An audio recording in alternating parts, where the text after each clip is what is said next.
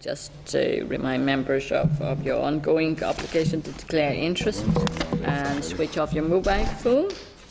And then you can turn your tablet to mute. Yeah, you're done good. Do that. And then, right, today's business, we are going to have 3 briefings today. First one on the transfer of planning functions to councils, then a briefing on the draft local government disqualification prescribed officers and employment regulations, and the last one is on the SPPS. So, any apologies? We have one from Lord Morrow. Is there any other? Peter Weir may or may not make it. Okay. And Ian's going to be late, I think. Okay. Then chairperson's business, item 2 at page 6, members. Just some notes there for members to look at key issues discussed and decisions taken at the chairperson's liaison meeting on the 21st of October. Just wanting to share with members. Are you content to note? Okay. Yep. What are you waving that for? Technology nowadays, Chair. Technology nowadays just needs a wee bit of a shake, you know what I mean, to get it going. Okay, and then item 2.2 under chairperson's business is at page 8. That's some correspondence from the Fermanagh Trust regarding evidence taken by the committee from NIRIC for the committee inquiry into wind energy. It's talking about the average community benefit in England, quite different to Northern Ireland, much higher than in Northern Ireland. So, members, I thought if we send this correspondence to NIRIC for their response, and we then can include this piece of correspondence with the response from NIRIC. It's quite a difference. They say in England is now about 500 5,000. I mean £5,000, and yet here in Northern Ireland it's only about £1,000 for community benefits. So, okay, members. Then 2.3, item 2.3 at page 12. The Minister has notified the committee that he will make a statement to the Assembly next Monday regarding the British Irish Council meeting on Wednesday, 15 October 2014, just reporting back to the Assembly. Then next item is in relation to attendance. So, since no members has queried details of their attendance at committee meetings during 2013 to 14, I know everyone to attend really well. This committee is good. And so this information then has been assumed as accurate and will be published on the web page on Friday this week. Okay, members? Minutes is at page 14. Are you content to agree the minutes? Agreed. Yes. And item 4 is matters arising. Members, you have a cover note on page 23. Perhaps just to highlight item 4.3 on your pack at page 30. This correspondence from NIRIC following up on its briefing last week. Members, you content to add that letter to the committee report on the inquiry into wind energy? Agreed. Okay, thank you. We may also mention that later on, because they also mention certain issues about the no mention of key energy policy in the SPPS. So maybe just put that forward to later on to the briefing by the departmental officials. Okay, members, any comments on any other items on the matters arising? Are you content to note these items, as suggested by the actions listed there? Yep. Okay. Yep. Then next item is at page 39, item 5 on consultations. Again, there's a consultation cover note And members, if you have you any comments on this, or are you content to just request a synopsis of responses to all these consultations? Yes, content. Okay, thank you. We're moving on nicely. It's going to give us more time for presentations and briefings. Then item 6 is at page 67. That's synopsis of responses to the consultation on the draft Water Framework Directive, Priority Substances and Clarification Regulations, NI. I want to just bring your attention to this synopsis on this is consultation on legislation to introduce new and updated environmental standards for Northern Ireland's water environment. The Department has indicated the only substantive response was received from Northern Ireland Water. This was broadly supportive of the legislation, but raised concerns about potential resource implications of adopting the proposed shellfish water microbial standard. The Department has offered to provide an oral briefing if members are interested. Sure, I think that would be useful. Would that be useful? Yeah. So if we ask them for a presentation before we proceed to maybe saying, agreeing to the proposed regulations, so we can get one fairly soon. Then To the Chair, yeah.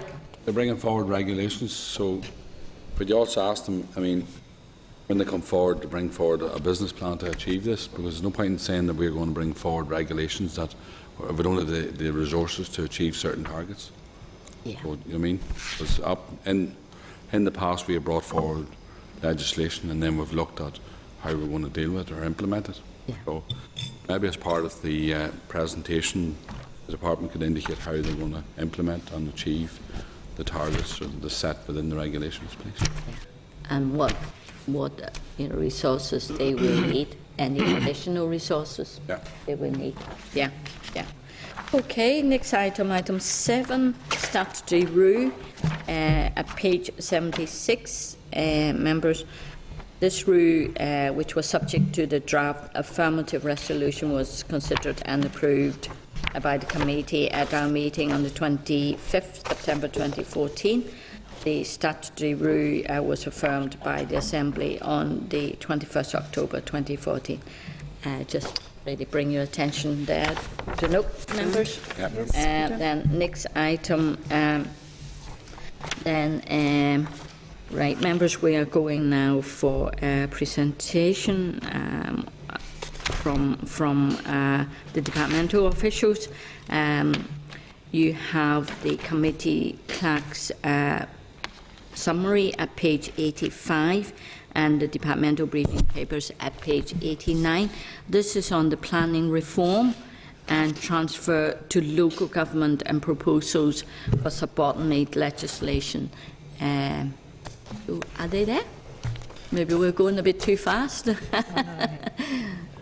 For a change, yes, we are not keeping you all waiting outside. And, yeah. Thank you.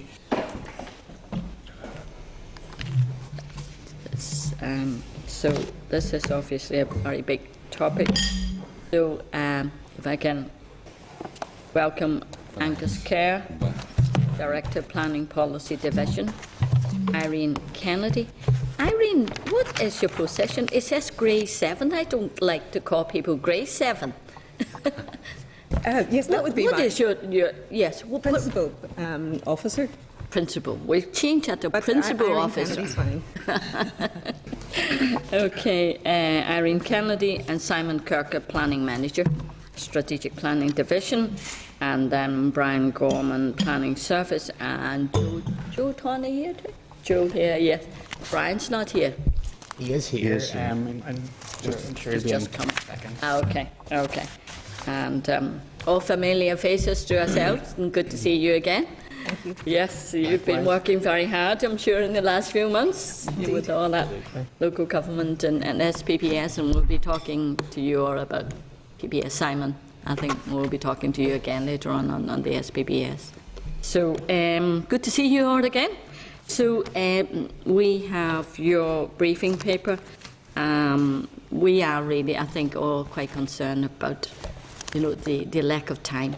Just you're going to have a big rush on trying to get all this finished by 1st of April next year. So, so over to you if you can brief us. Here's Brian. Hello, Brian. Nice to see you again. Chair, thank you. Yeah. So, Angus, if you want to proceed. Okay. Thank you very much, Chair, and thanks for inviting us back. We're here today really to brief you on the outcome of the Department's recent consultation to the planning reform subordinate legislation, and obviously to hear your views. And we appreciate the size of the task and the document that you're faced with. So, but we're really very keen that the committee is. Can you speak up a little bit? Yeah. It's just. No, this is not Hansard, is this? That's not correct, isn't it? Yeah, no. Can you speak up a little bit? Yes, yeah. So, yeah, we appreciate that we've sent fairly significant documents recently, and there's a lot of work in this, maybe ask you just maybe to bear with us a little bit, because we do want to run through a little bit of the detail. It is a bit dry with legislation and so on, but we appreciate that there's been an awful lot of documentation. There probably hasn't been a huge amount of time for members to maybe get through all of it, so we want to actually make sure that there's a sort of a broad understanding, and we're very keen to hear the views and make sure that the committee has the opportunity to scrutinise all of this properly. You'll all be aware that the responsibility for the majority of planning powers will transfer to the 11 councils on the 1st of April next year. That's just 5 months away now. And the Planning Act 2011, which has been subject to Assembly scrutiny, and some members will remember that one going through, introduces the new two-tier planning system with responsibility for the majority of planning functions transferring to the 11 new councils. In future, councils will then be responsible for preparing plans, determining the vast majority of planning applications, except the reasonably significant ones, and also all enforcement activity. Appreciate that the reform and transfer of planning presents significant challenges, as I've said. And in order to manage all this work effectively, really, the Department is consulting on the legislative proposals in 2 phases. In order to really better manage the workload and also to show the connectedness of the many reforms. So in May this year, we consulted on Phase 1, which dealt with those issues which are necessary to ensure that the new councils inherit a functioning planning system immediately following the transfer of planning functions from central to local government. These Day 1 essentials, as we call them, are the subject of today's discussions and should ensure that there are no interruptions to the management of applications, enforcement cases and development plan procedures already in the system, and the work initiated by the department can then be continued by the relevant councils through to conclusion. So Phase 1 covers development plans, statements of community involvement, the new 3-tier hierarchy of development applications, that's local, major and regionally significant, the new and revised procedures for managing applications through the system, and the management of applications relating to land of interested parties, for example council-owned land, and then finally listed buildings.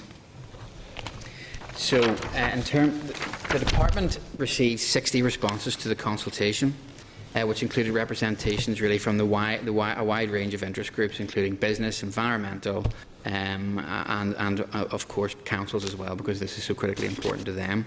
Overall, there was broad support for most of the provisions set out in the draft subordinate legislation, with 95% of the proposals receiving strong majority support, which was very encouraging for us. Details of the level of responses are set out in the annex to the synopsis, and members will have that.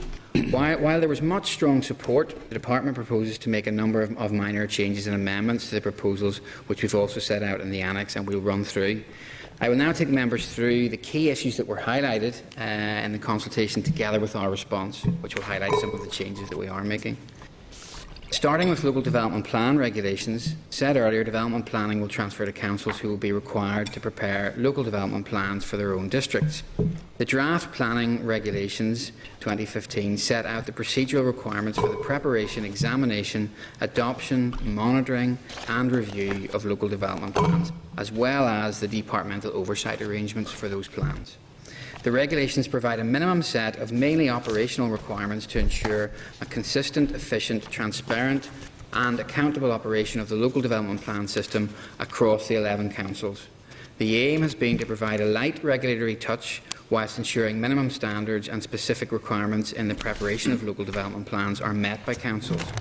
It is important to highlight that the Department also intends to issue detailed guidance on the local development plan preparation process in advance of the transfer. Overall, the majority of responses agreed with the draft local development plan regulations. Only really 2 issues emerged which the Department believes require further amendment to the proposals. The first is in relation to the use of the press to advertise the key stages of the plan preparation process. The Department proposes that the Council should advertise the various plan stages for 2 successive weeks in at least 1 local newspaper, circulating for the whole of the district of the Council. Many of the responses stated that the councils would need to advertise in 2 or more local newspapers to ensure proper publicity over all of the council district, and that the requirement to use at least 1 local newspaper was too limiting. Therefore, the Department intends to provide flexibility by amending the regulation to an advertisement for 2 successive weeks in at least 1 newspaper circulating in the district of the Council. This will allow the Council to use as few or as many local and regional newspapers as it considers necessary to ensure proper publicity coverage for the local plan in its district. The second issue in relation to development plans was in relation to the Department's oversight powers. Whilst 93% of respondents agreed with the Department's intervention and default powers and 97% agreed with the Department's power to direct joint working, it was suggested that it should be for the Department and not the Council to publicise that the Department had used its oversight powers. The Department agrees and proposes to make this necessary amendment. Turning now to statements of community involvement. Each council must prepare a statement of community involvement setting out its policy and procedures for involving the local community in the council's local development plan functions and in their planning control functions. The term community is taken in the widest sense to include all those of an interest in development in an area. The statement of community involvement regulations are quite short and again are intended as a light touch.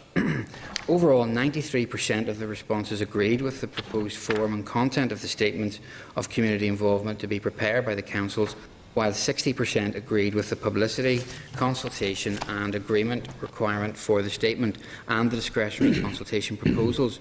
Those respondents that did not agree with the proposals mainly expressed the view that the Council's statements should be subject to mandatory public consultation process.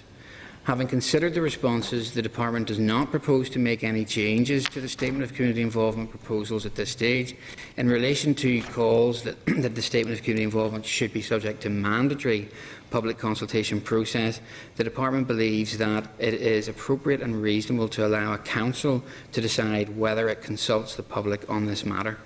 So the discretion is with the council.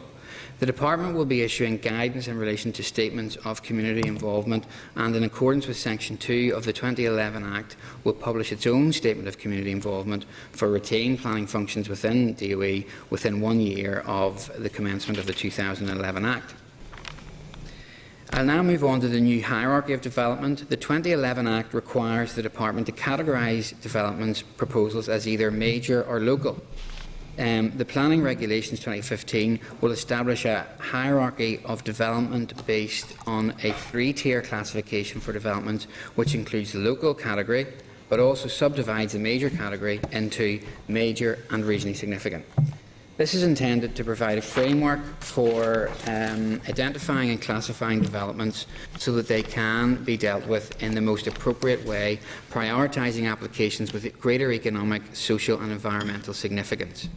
The schedule to the planning regulation sets out 5 classes of regionally significant development and 9 classes of major development, each with a description and the relevant threshold or criteria.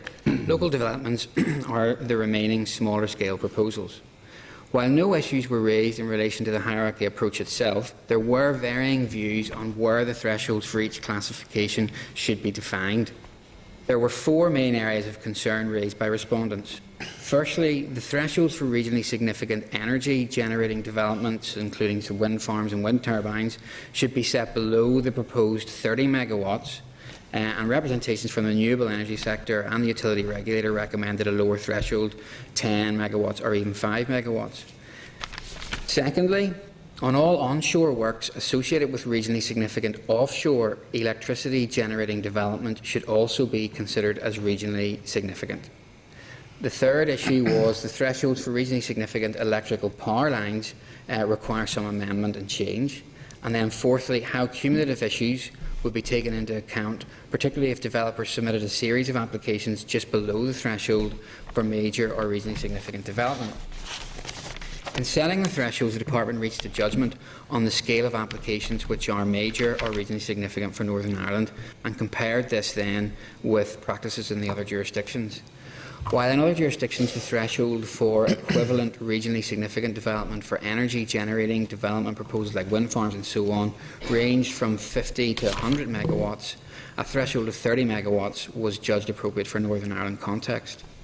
The Department has considered carefully the representations from the renewable energy sector and is content that the proposed thresholds for electricity generating stations, i.e. major at 5 megawatts and regionally significant at 30 megawatts, are actually appropriate and meaningful for Northern Ireland. Having considered the views of the industry in relation to onshore works associated with offshore electricity generating development, the Department accepts that all onshore works associated with regionally significant offshore electricity generating development should also be considered regionally significant. The Department intends to make the necessary amendments to regulations to bring this into effect. The Department also considered carefully representations from Northern Ireland Electricity and Supply Operators Northern Ireland, who operate the high voltage grid infrastructure in regards to the thresholds for electrical power lines. As a result, the Department proposes to amend the threshold for electrical power lines for regionally significant development to where the voltage is 110 kilovolts double circuit overhead line, or is or exceeds 275 kilovolts and is more than 15 kilometres in length. Another issue raised by some respondents was consideration of cumulative impact of changes or extensions to existing developments. The Department considers that in most cases changes or extensions to major or regionally significant developments are unlikely to be of the scale of the original development. The legislation therefore clarifies that the scale of an extension or change alone will determine which classification it falls into, and this follows a similar approach in Scotland. In the event that a change or extension to a major or indeed a local development or cumulative development generally raises issues which are considered regionally significant, then the Department under Section 29 of the 2011 Act may call in the application for its own determination. Provision actually also exists within the 2011 Act for the Department to direct that a local development should be dealt with as a major development by councils. So moving on then to new and revised procedures for the management of applications through the system. No significant concerns were raised in relation to the pre-application community consultation process, the schemes of delegation that are being introduced, predetermination hearings, and the power to make non-material changes to existing planning applications. A common theme in responses was the need for a consistent approach across councils and also for procedural guidance to be in place, so the Department intends to issue guidance to cover these areas in the coming months. One issue that was raised was in relation to pre-application community consultation arrangements which are coming into force on the 1st of July, as it might lead to a rush of applications. If the requirement for pre-application community consultation applied from the 1st of April, this could delay applications ready for submission. The Department believes that any transitional date may encourage a rush of applications, but overall is content that this proposal provides a balanced way forward, allowing applicants a reasonable opportunity to meet the new requirements for pre-application community consultation. I'll now move on to the Department's call-in powers. The Department has general powers already set out in the 2011 Act which do not need to rely on further subordinate legislation. I should make it clear that it is not the intention of the Department to interfere in the Council's determination of planning applications, and that these general call-in powers would only ever be used in exceptional circumstances. For example, where an application raised novel issues which had potential impacts beyond a Council area. That said, there are possible circumstances where the Department may wish to be made aware through a notification direction of a Council's intention to approve an application which could prejudice the implementation of the local area development plan or fails to address a significant issue raised by a statutory consultee or another government department. The consultation paper sought views on this approach. Most of the respondents agreed with these criteria for notification direction. Some respondents commented that the approach undermines local decision-making, others sought further guidance, and some respondents suggested further criteria be added to the list of notification requirements. The Department is confident that the role of local decision-making will not be undermined by these arrangements, which aim to provide checks and balances in the system.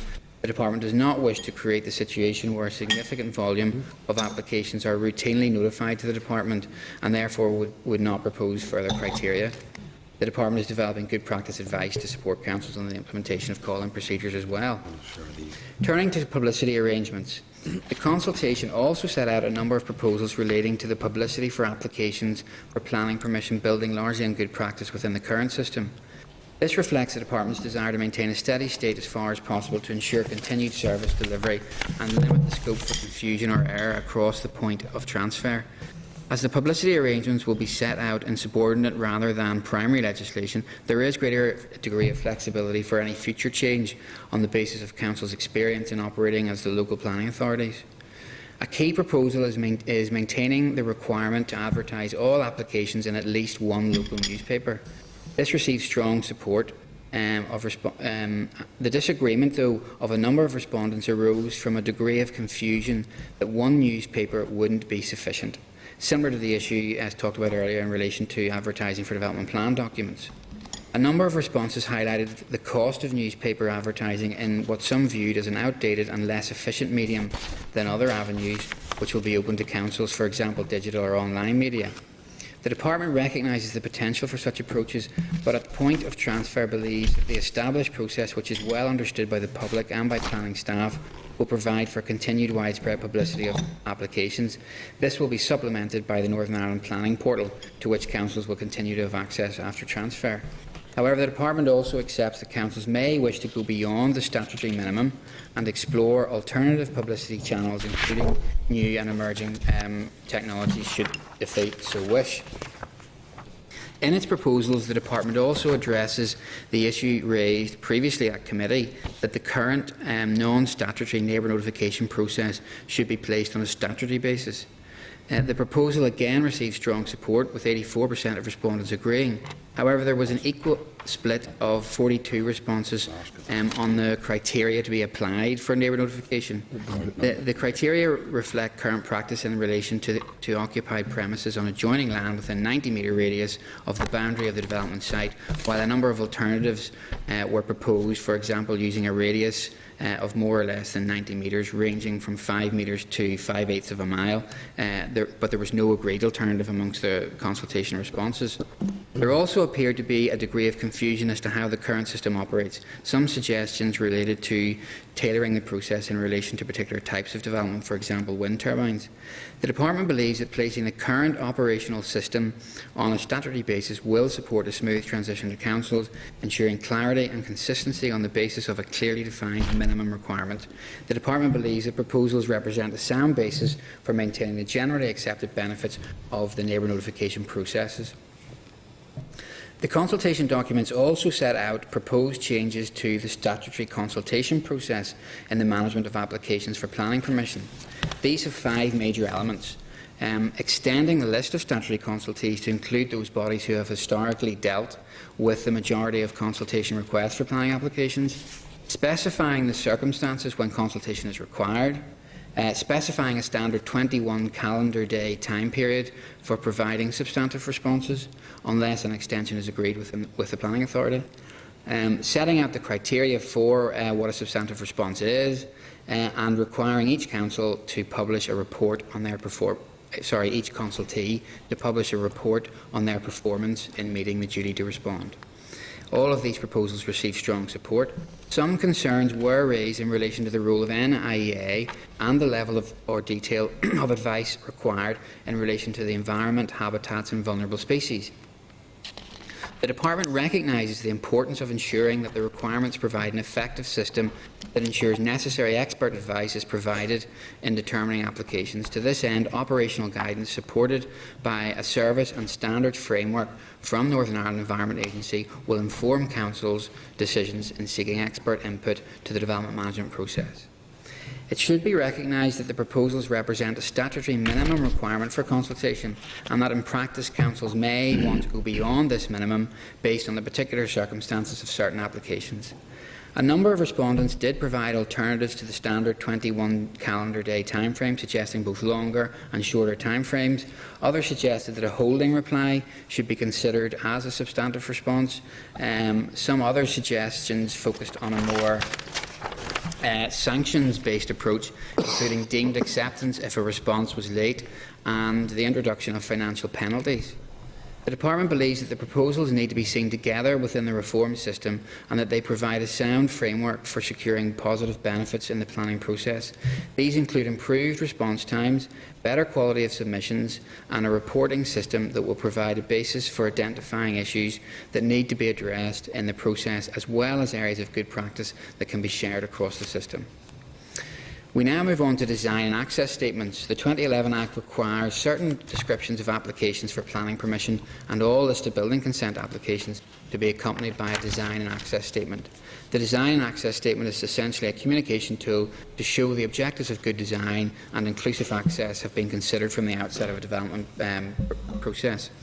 There was strong support for these proposals. However, a number of respondents highlighted the need for clarification in relation to the categories of applications that would need to be accompanied by a design and access statement, as well as clarification on the term environmental sustainability. Several respondents sought amendments to the lists of which applications should and should not be subject to a design and access statement. Others sought additions to the sites defined as a designated area, including European designated sites and areas of townscape and village character. The Department has reviewed the definition of a designated area for the purpose of design access statements. As the purpose of ASSIs is primarily to protect natural habitats or flora and fauna, it is not necessary, we believe, to apply the design and access statement requirements for such areas. Consequently, reference to ASSIs have been removed from the designated area definition. The definition of designated area for the purpose of a design and access statement will therefore be proposed as a conservation area, an area of outstanding natural beauty, a World Heritage Site, and then we're adding in as well an area of townscape or village character, as was suggested by some of the respondents.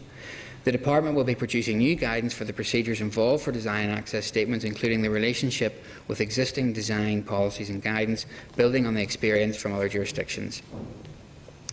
We're getting near the end. The draft planning regulations provide that applications for planning permission by a council shall be dealt with by that council unless the application is called in by the Department. To ensure that the Department is made aware of all relevant applications, it is proposed that a direction will issue requiring councils to notify the Department of applications which the council in which the council is the applicant or has a financial or other interest, where the council's proposed decision on the application is significantly contrary to the development plan for its district. This will afford the Department an opportunity to decide whether to exercise its call-in powers. The vast majority of responses to the consultation agreed with this approach, and the Department proposes to proceed with its implementation. Finally, I will now move on to listed building regulations. These regulations essentially set out the information and documents which applicants must submit to councils and the requirements in relation to consultation, advertisement and determination of listed building consent applications. The proposal that councils should be required to consult the Department on all applications for listed building consent was strongly supported. In fact, 34 out of 35 respondents agreed with that. There were two issues raised. Firstly, that the approach is likely to cause difficulties for NIA in relation to resources and an unnecessary administrative burden on the Department and councils. The Department's view is that councils will require specialist advice in order to determine these applications, and it is proposed that this requirement should be included in the regulations. Secondly, another issue raised was that the Department should be under a duty to respond to consultation requests in relation to applications for listed building consent within 21 days, which is what applies to the consultation arrangements for ordinary planning applications, and the Department accepts this view and proposes to include an amendment in the regulations to this effect. Chair, that concludes, you'll be glad to hear, our overview of the outcome of the Phase 1 consultation arrangement. And I'm very grateful for yours and members' patience in running through that, and we're very much happy now to take questions and discuss some of the proposals. Okay. Well, thank you very much. A lot for us to take in. But, I mean, certainly that consultation process seems to be really very, very effective and really very productive. And it is good to see so many people responding and bringing in your views, and a lot of them ask for clarification. So I suppose you're going to have a lot of still guidance and clarifications to make, and I'm pleased to hear you're making a lot of kind of new amendments and additions to that too. Certainly very useful exercise. It's taken a long time, but useful. So, I mean, the next phase actually has already gone out, isn't it, for the next draft of consultation. Just in general, I'm a bit concerned about the second phase. You're just going to be so tight, given the good effects you've got from Phase 1 of all the comments received from people. I mean, how do you feel about the timescale for the second phase of consultation? I mean, you're quite right. The timescales are very tight, and they're going to be tight for Phase 2. The approach that we've taken is that Phase 1 are all the day 1 essentials that we need to make sure the system operates. Phase 2 are things that, I mean, let's take an example. In Phase 2, we have the proposals for fixed penalty notices, which are a new tool for councils in terms of the enforcement action that they're taking. We believe there's enough time to get that in and get all of Phase 2 in before the 1st of April. But even in the worst case scenario, if that doesn't take place, and it's a few weeks after the transfer, it's things like that would be affected. So a council's unlikely to want to issue a fixed penalty notice on its first day. You never know. And I mean, we aim to get them in time. There's no doubt about that. But I mean, we've deliberately taken the approach that this phase that we're talking about today is the key day 1 essentials to make the system work. Okay. Another thing is about timescale as well. You said the local development plan has to be finished within a year. All right, that's what's in the new Planning Act. The local development plan? Yeah, well, the local development plan is in the Act, and the regulations cover the procedures that apply to it. But the 1-year thing was in relation to our statement, the Department's Statement of Community Involvement. We have a year to get our Statement of Community Involvement in place. Okay. We've given ourselves a year to do that. Okay. The development plan process, there is no statutory timescale. Okay. But what we have indicated as being, what council should be aiming for is broadly a two-year process for the plan strategy, which is the first stage, and then another 2 years. We said sort of 40 months altogether for the local policies plan, and then those two together make up the development plan.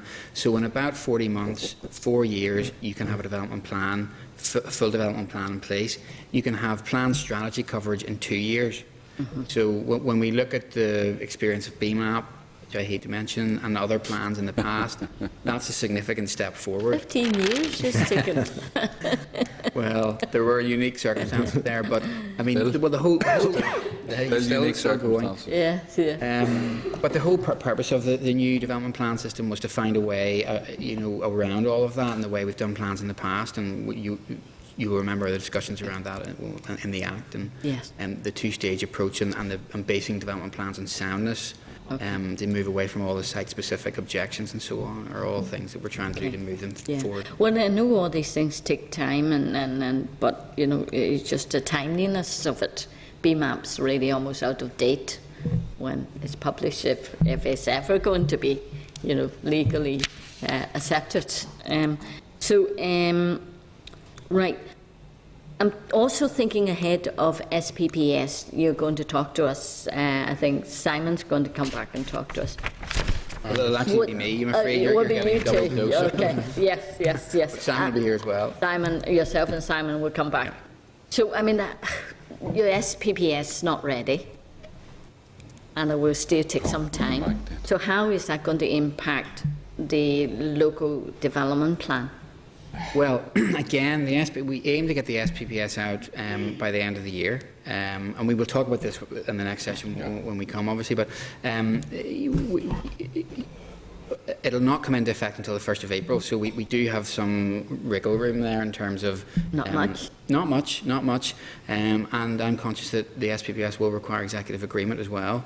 So, I mean, there are issues there. We recognise that, and we know that there's a broad scope of policy, and that the committee needs, time to consider that and contribute to that, and we're certainly very open to that. But we believe we have time to finalise it and get it agreed and out well in advance of the 1st of April. I mean, having gone through the various stages that we've gone through in the SPPS, we really are at the last stage now. I mean, we've taken time to analyse all the responses. You'll hear later on about some of the changes that we want to make and so on. So we're very nearly there with it. And it's taken a long time, but it's a worthwhile exercise, I think, to hear from stakeholders and all that. Absolutely. Yeah. Just really to want to stress on behalf of the committee, I don't want, and we don't want to see a raft of SL1 in March, and without time for us to scrutinise it. We might want to bring you back, talk about there's just so many changes. It's difficult for us to take it all in, now. But we might, call you back on certain issues that the committees may be interested in, may want a bit more exchange, with you. So absolutely, and we're more than happy to do that and understand that. sure. I'll bring others in. Cathal? Thanks, Chair. Gora Mogget, Angus, thanks very much for your presentation. It was a long time when we started this process. I was hoping I wouldn't see us back again and let the process run on through. I suppose that there lies major challenges for council. And we'll get on to SPPS on the next presentation. I'm delighted with the neighbour notification, and it's something we'd argued for, because in part of your presentation there, it seems to be that no matter what we try to do, there's always going to be objections to it, and people are entitled to object, right, and make representations. So I think it's vitally important we get the statement of community involvement. I know you talked about publicity and papers and all that. I mean, that's part of the process, to be honest. But I think if we're fair in trying to get this process right, I think the key to it possibly is the statement of community involvement. I am a wee bit concerned. I'll just take a few notes here in relation to some of the things you mentioned. Just in terms of the local development plans itself, obviously this body of work has been done over the last number of years anyway, so we may not be far away from that. The problem, from what I would say, for local authority, and good luck to them, I think it's very challenging times for them, but I mean there's opportunities within that, right? In terms of the notion of aspirations as what they're going to be able to achieve and what's expected of them as well, I just want you to talk me through, maybe in terms of, you mentioned, you're talking about regional things of regional significance and what the department's going to hold and what the council will believe what they can do and what they can contribute. And I suppose all part of that as well, even though it's not a physical side of things, the community plan is going to be a major issue, because that's going to be aspirational, and there's going to be a tie-in there. I'm just wondering how is that process going at the minute, and what engagement have you had with local authority, because these people are going to hit the ground running. A 4-year period in terms of maybe a new area plan for certain areas, if that's the time scale. It's a short period of time, and I just want to maybe talk over what discussions you've had with council and what you're reading from that. Thank you for those questions. I think you have highlighted the key issue, which is local development plans, and we have been doing a huge amount of work and engaging with councils, particularly actually over the recent months. And you've referred as well there to the preparatory work that we've already started on development plans, because we wanted to try and get that work sort of kicked off, and so that the idea is when they take over on the 1st of April that they hit the ground running.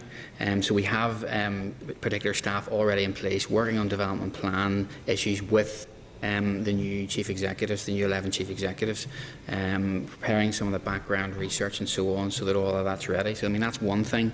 The other thing that we've been doing, and that sort of my team so on has been heavily involved in really recently, is actually our capacity building and training programme for councils, which has been a really interesting exercise where we've really gone out now. We're actually today, in fact last night, commenced phase 3 of that process. Phase 1 was a sort of an overview with the councils, where we ran them through the Planning Act and you know, the SPPS and so on. But phase 2, which is now completed, was devoted to community planning, development planning, the regional development strategy and the impact that it has on the council's work and so on, and was actually done on a very practical basis with councillors, where we'd had some feedback from the first session that, you know, councillors really wanted to get involved with an example of what you do in a development plan, for example, and you know, how you handle particular issues or particular sites and so on. So that process actually received really positive feedback from councillors who attended it. And How well was it attended? it was attended. I mean, it was attended very well. You know, I mean, we had to cancel one session. I'll be honest, because numbers were low, and then that was kind of rescheduled into another one. But I mean, some events there was like 80 and 100. People at it in terms of councillors. So, I mean, we were delighted with the attendance. Some, you know, discussions I've had over the years with the local government sector indicate that sometimes it's difficult to, you know, to get people to attend some of these sort of events. But my kind of feeling from it is that, you know, councillors are very keen to learn about this new process that they're taking on, and actually the huge challenge, you know, that faces them. So attendance is probably higher than it would normally be for those sorts of things. And you know, the one that started last night was then getting into development management and practical issues around development management. You know, taking planning applications and seeing how they're assessed and so on, and working through examples. And then the final session, which will start in December, is looking at the whole issue of planning committees and how they operate, the code of conduct, proprietary sort of issues that councillors will face when they're making decisions and so on. So hopefully with that, and then of course added to that, each individual new super council has received funding from the department to do their own capacity building and training and so on. So I know that some of the councillors have gone over to visit local authorities in England, Scotland and Wales, and attend planning committees to see how that operates and so on. So there is a huge sort of effort going on at the moment in trying to sort of build capacity and train councils. See, in terms of a key element for me is the expectation from the public on what council is going to be able to achieve. Now, the message in terms, and I agree with all you've said in terms of capacity building, although somewhat we made up more questions on the SPPS, which may be the starting point in all of this here. See, in terms of getting that message out, are you talking to council to ensure that the actual role of the council in terms of planning specifically, that message is going to get out to the general public? Because I mean, what's going to happen is this: you'll have a senior planner with a group of councillors. They'll go through the processes, and then there'll come a recommendation, just like it is now. But the expectation out there is that your local councillor, could be your next door neighbour, is going to get your daughter, son, or whatever relation, say, and I don't want to get into the urban-rural thing, but I'll mention it in a minute, that whose responsibility is that to get that message out? When you're finished in December and all the training is finished, that message needs to get out on behalf of the councillors and the authority that here's what's happening and here's how we're going to deal with it. Because, I mean, at the minute, there's an expectation out there from the general public, and we all recognise that. Mm. No, no, you're right. I mean, and that's an issue that gets raised a lot. And I suppose it's a couple of things. I mean, it comes back to the code of conduct, and ensuring that councillors understand how to exercise their role properly, in a fair and open manner and a transparent manner. And we have been doing work with them, and as I said, that there's further work coming forward in that to make sure that councillors understand that, and therefore, and the interesting reaction that we're getting from councillors on that is that they're delighted that there are those rules there, in a sense, mostly because they want to be able to say to their constituents, look, here are a set of rules which I have to live by. I can't just do whatever it is that I particularly want. And if an application comes forward from a relative or a friend, I step out of the committee and declare an interest in that particular situation, and so on. I think that's important, and I'm hopeful that message is getting out in that way. The other thing I think probably to say is as well, associated with our kind of programme to reform and transfer planning, and also the wider RPA programme, there's a huge communication strand of work, which is constantly looking at putting messages out across all the issues to do with local government reform, whether it's rates changes and planning and regeneration and so on. So we maybe need to just look at that issue, I think. And I think that's key. No matter what we try to do, even local development plans, because whilst we have a statement of community involvement, and you try and involve as many people as possible in early engagement to say this is what we're doing. At the end of the day, if you're not communicating that message from the very start, and we have a unique opportunity, I think, on the, and I don't know where's responsibility of council, because if they come back to them, they may be looking more money for that, but that's for them to ask. But I think communication is a key element. Just another point, I'll finish on this point because there are more questions in relation to the SPPS. See, in terms of, clearly, no matter whether we like it or not, there's an urban-rural issue, right, in terms of planning, right? I see it somewhat easier in terms of urban, because when you develop your local area plans, it's very easy to zone or development within an urban setting that wee bit more simplified. There's still large swathes of rural areas there, and we have problems yet, we believe. And you'll find that mostly on most of them bigger rural councils, that's where the problems are going to lie for some councillors. How do we hope to balance that out, or have you, has that come up in the discussion and refer to PPS 21? But I don't want to get into it now because it cross ties with the SPPS. I think it probably will crop up in our discussion later on, probably more fully, as you say. But I suppose in relation to the rules and regulations and procedures around the local development plan process, which are set out in these regulations, it's covered in a way because the development plan doesn't just cover urban scenarios; it covers rural scenarios as well. And there is the facility within the plan to bring forward both policies to do with protecting the rural environment, but also policies as well directed by the SPPS to allow for development within rural areas, whether it's associated with dispersed rural communities, which can be designated in plans and so on, or to do with the kind of extension of small rural settlements and so on, which can be identified in a plan. So it is something that I think, as you say, that the local development plan is the key tool in which we can reconcile as a council that issue between urban and rural. And I think there is scope, we'll get into it later on, for councils to do that as they see fit for their area. If I just follow on from Cathal's question about capacity building, councillors are being trained on all this. What about the communities? I know community places have been charged, I think, to do some training in communities. How has it been going?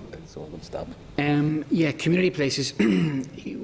Every year we give community places from the planning side, if you like, a grant to undertake work on behalf of the community in relation to planning, and that's been there for years, and it's ongoing at the moment. So they help communities engage with the planning process and continue to do that work. I know they not been given a kind of extra funding to do community capacity. They have, particularly in relation to community involvement in local development plan. Well, actually, it's in relation to the community plan. So it's specifically to do with community plan, as opposed to the local development plans, which will come forward in the future. Although there's nothing to preclude a council commissioning work in the future from an organisation like Community Places to do work if they so wish. But yes, the extra funding that they've got at the moment is to do with community planning and making sure that there's correct community engagement around that process and so on, which of course, you know, feeds into the local development plan, because the local development plan ought to be and should be the spatial reflection of the community plan. Yeah. And you said, yes, and I know you said a community involvement statement has to be out within a year. Is that right? For the department. For the department, and then the councils themselves would they publish their own community involvement statements as well? Yeah, that's individual statements. Yeah. And you were saying that it is at the moment not seen as important, as essential to have mandatory public consultation process. And why not? Why should they not have that? Well, that was a proposal that we sort of thought about a lot and looked at the other jurisdictions. Whenever the idea of statements of community involvement came forward, it was, you know, again, the other jurisdictions were a little bit ahead of us on it, and they introduced it. I think it was in the 2004 Act in England, and initially, it did have a requirement for statements of community involvement to be consulted on, but the experience of its use was that actually there was very little engagement around it. You know, that it was basically maybe different in Northern Ireland. Well, it might be different in Northern Ireland, and there is the potential for councils to do that if they want. But what they found in England was that people didn't really want to engage about the policy for engagement. Okay. They wanted to engage about the plan. You know, they wanted to say, you know, this is where we want housing, this is where we want transportation. This is, you know, whereas the statement of community involvement is really a statement of the council's policy to involve people in all of that. Well, that's very important. It's critically important. It's critically important. That lays the foundation for future involvement. Yeah. Okay. And I suppose, you know, it's not that we're saying that they shouldn't do that. It's just that we're not forcing them to do that. Okay. We're allowing them to do that if they want. They must. But good practice, they should do it. Yeah. Well, although the practice is changing across the water, because they've learned that actually they weren't getting much responses on these, and the responses they were getting were people talking about the issues of the area that affected them, rather than what a statement of community involvement is about, which is the methods and modes of engagement, and whether there's online engagement or whether there's public meetings, or you know, I mean, I'm not saying there would be no interest in that, but the interest is much more focused on the actual issues covered by a plan or covered by. They would probably copy what you have put forward, you know, as guidance anyway. Well, that's from right. the department. Absolutely, we'd be fairly providing similar from one council to the next. Yeah, well. Yeah. Although we do, I mean, in the other jurisdictions, you know, you get some councils that really take a much more proactive approach to engagement, and you know, some councils are using all sorts of the new technologies and so on, and then other councils, you know, are a bit more traditional and do things maybe not as proactive. So there is the scope for councils taking different approaches. Okay, Sandra. Thank you, Chair. Thanks very much. And just a couple of minor issues. Maybe you could explain to me what's the difference between the affected occupier and the identified occupier that you're changing from one to the other. What does that mean? Do you want to take that, Brian? Yeah. There's no practical change. We're changing it because some of the respondents believe that the phrase affected occupier gave the impression that people beyond the neighbour notification process were unaffected, and we didn't want to give that connotation because they're captured through broader methods of publicity and engagement. And it's really just we didn't want to give that impression that there was an occupier wasn't affected outside of the neighbour notification process. Okay. That's all it was. Okay. Right, that's fair But enough. is it still the same distance? It's the same criteria, yes. Yeah. Okay, right, fair enough. And then your next point was about that you're changing the circumstances where NIEA will be consulted, and you said that's going to be wider than what it currently is at the moment. What about resources for NIEA then? Will that change, or you know, will you need to allocate more resources to NIEA for that? Well, I mean, essentially the purpose of the statutory consultee approach is that what we're doing now is put into legislation, if you like. So we've been working closely with NIEA to, agree with them the circumstances which they normally, contribute to a planning application on, and we've also working with our own people in terms of the applications that they would normally consult NIEA on, and those are the circumstances within which NIEA are consulted. So it's not that there's a greater necessarily emphasis on them, but I mean, we've been doing a lot of work with NIEA, who have been working recently anyway to improve the way they consult on applications being done by ourselves in DOE, to just make sure that they understand the new requirements of what it will be like to consult for an application being handled by a council, and that's different from the circumstances that they are at the moment. And they're working on that. They're putting forward guidance and advice in relation to how they feel that the system will work effectively and so on. So, hopefully that should all work reasonably well, and the resources will be in place. Yeah, okay, thanks. And then I just wondered about, that you said you're committed to reviewing the implementation of the Act. Just wondering what procedures are in place to make sure that review is carried out in a proper manner. Well, there's a requirement in the Act. In fact, I think it was an amendment that the committee brought in that we review the Act within 3 years. That will be one of the key pieces of work that we will be undertaking once the transfer and all of the work that we're doing at the moment to try 2014, the 3 years is up. to try and get the transfer through. That's what we'll be focusing on, if you like, within our, as we were kind of calling it, the retained planning function within DOE. Once all of the planners have left and gone to the councils, some of the work that we'll be doing in planning in the centre, if you like, we'll be looking at how is the Act operating, working with councils to support them in undertaking this new function, introducing a performance management framework with councils so that we can assess, how fast they're dealing with planning applications, how effectively they're dealing with them, are they bringing forward their plans, as we expect, how is enforcement working, and so on. So all of that will be... systems in place now that means you can check later? Absolutely, yeah. Thank you. And also now there is a time limit for statutory consultees to come back to respond to planning applications too, isn't it?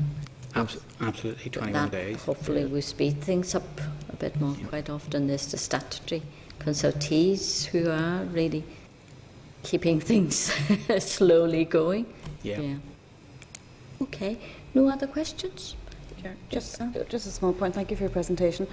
And it's really on the back of your question, Chair, about the consultation arrangements and the consulting publicly on the statement of community involvement and the idea of the mandatory. And you'd mentioned, Angus, some councils being more using more technology and stuff. Will there be any encouragement given to the councils actually to adopt, for them all to adopt that? Because we all know as public representatives, we know how difficult it is to actually get physical bodies to come out to anything, any kind of consultation event. People generally don't want to do that anymore. People need to find new ways to actually seek those responses and get those responses that we do need, because it's kind of, it is dying off. The idea it has to be a very, very, very controversial issue to get people actually to come out to express their views on any subject. So I just wonder, have the department any plans to actually really encourage the councils all to move in new ways and directions? Yeah, I mean, I suppose, I mentioned earlier about the guidance that we're going to be preparing on statements of community involvement, and that would be one of the things that we would be encouraging through that. I mean, we can't require them to do it, but it would be what we're saying is best practice. I mean, I suppose the other issue is we're always mindful as well of the issue that sometimes not everybody has access to some of the more newer and online digital, engagement sort of systems and so on. So you need to be, the balance between that and... Yes, I don't mean moving away from traditional. Yeah. I mean, incorporating and having for everybody. Yeah, no, absolutely. And I think that is likely to be the approach that we will take in our guidance in terms of encouraging that. I mean, there are lots of people who don't buy papers or read papers. And I think if you look at statistics and use of social media, it's massively more used than any physical paper now. Particularly the younger generation too. I still stick Absolutely. with newspapers, but I know others don't. No, I don't. Carol? Yeah, Chair, just a final point, because, you know, in all the time I've dealt with planning, I want to just pass on my thanks to the planning staff. They're always very, very professional, and I'm sure over the last number of years it can't have been easy for them in facing the challenges that's coming ahead. And they've always, like, doesn't matter if it's been Uri and Armagh or whatever area I've dealt with, they've always been. I want to pass on my thanks to staff and wish them well for the future. But I will leave on this note, and I'm not leaving planning just yet. The thing for, I think we need to be proactive in what we're trying to do here. Very proactive and get the message out. That's terminology you need to be looking at. Thank you very much. Well, thank you, and I will pass that on. Much appreciated. Yeah. Okay, well, you've got 4.5 months to get all your guidances and SL1s coming. So please, give us plenty of time. Whenever you have your draft guidance, whenever, send them to us, and we'll really be very interested to engage with yourself. Thank you very much. Thank you. Thank you.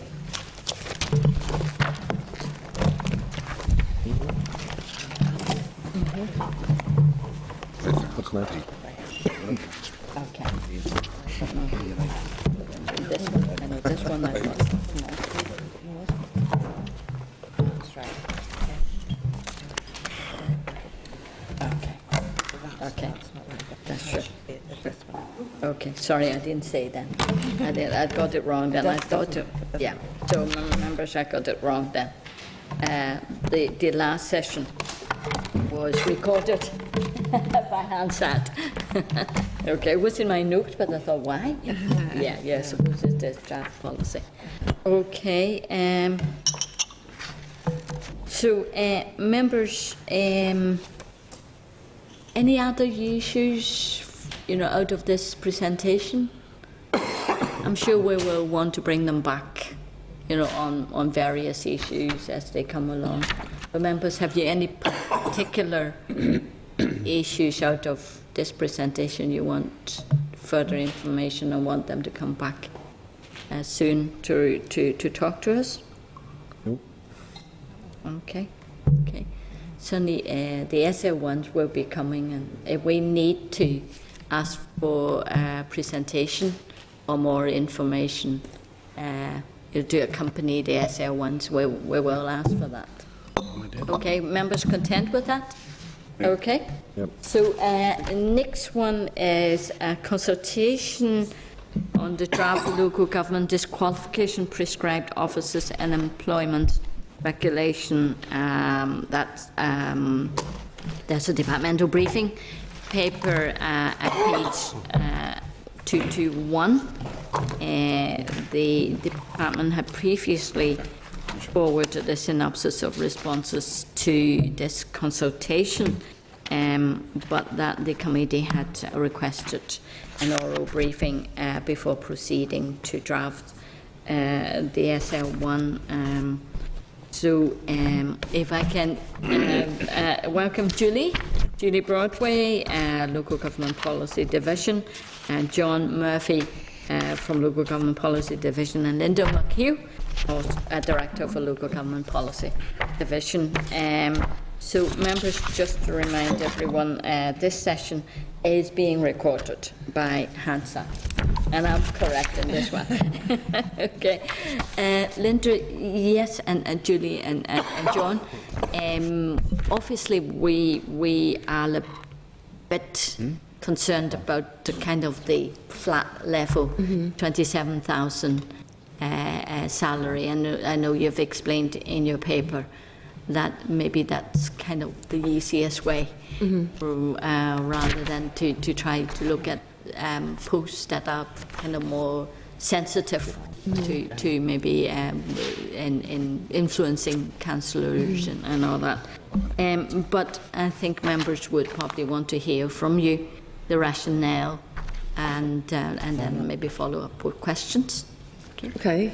The Local Government Act 2014 made amendments to the 1972 Local Government Act to remove the blanket ban on any employees of councils being councillors.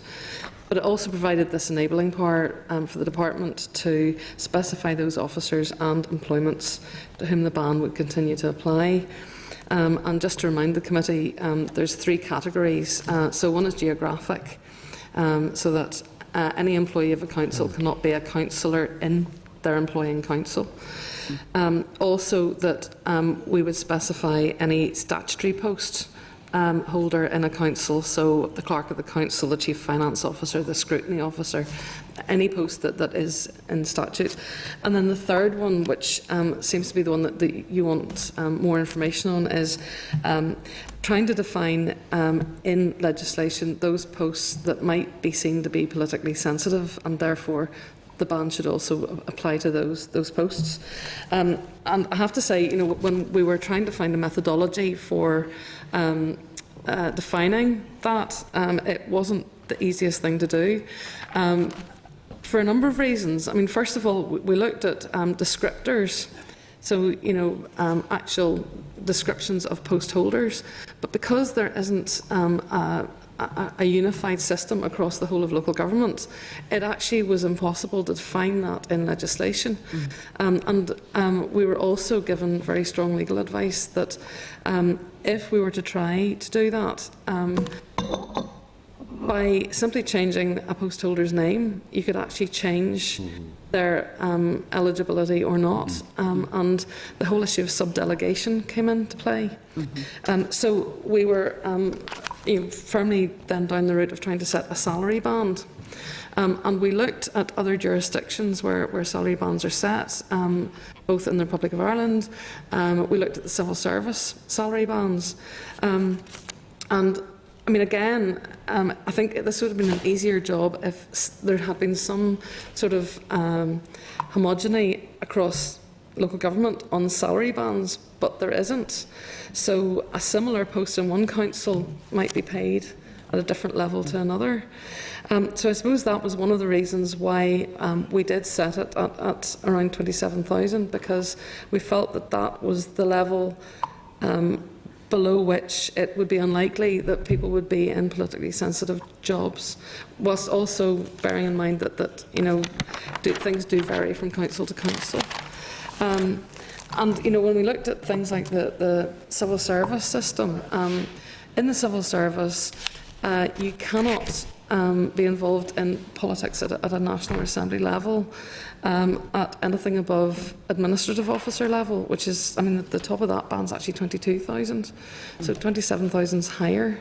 So that's within the civil service? Within the civil service. Now, you can go into local politics, but I think the rationale there is that that's a different level of politics, and so the likelihood of a conflict of interest is lessened. So, above that, you can be a councillor. Okay. With the, I think, express permission of your line manager. Okay. But anyway.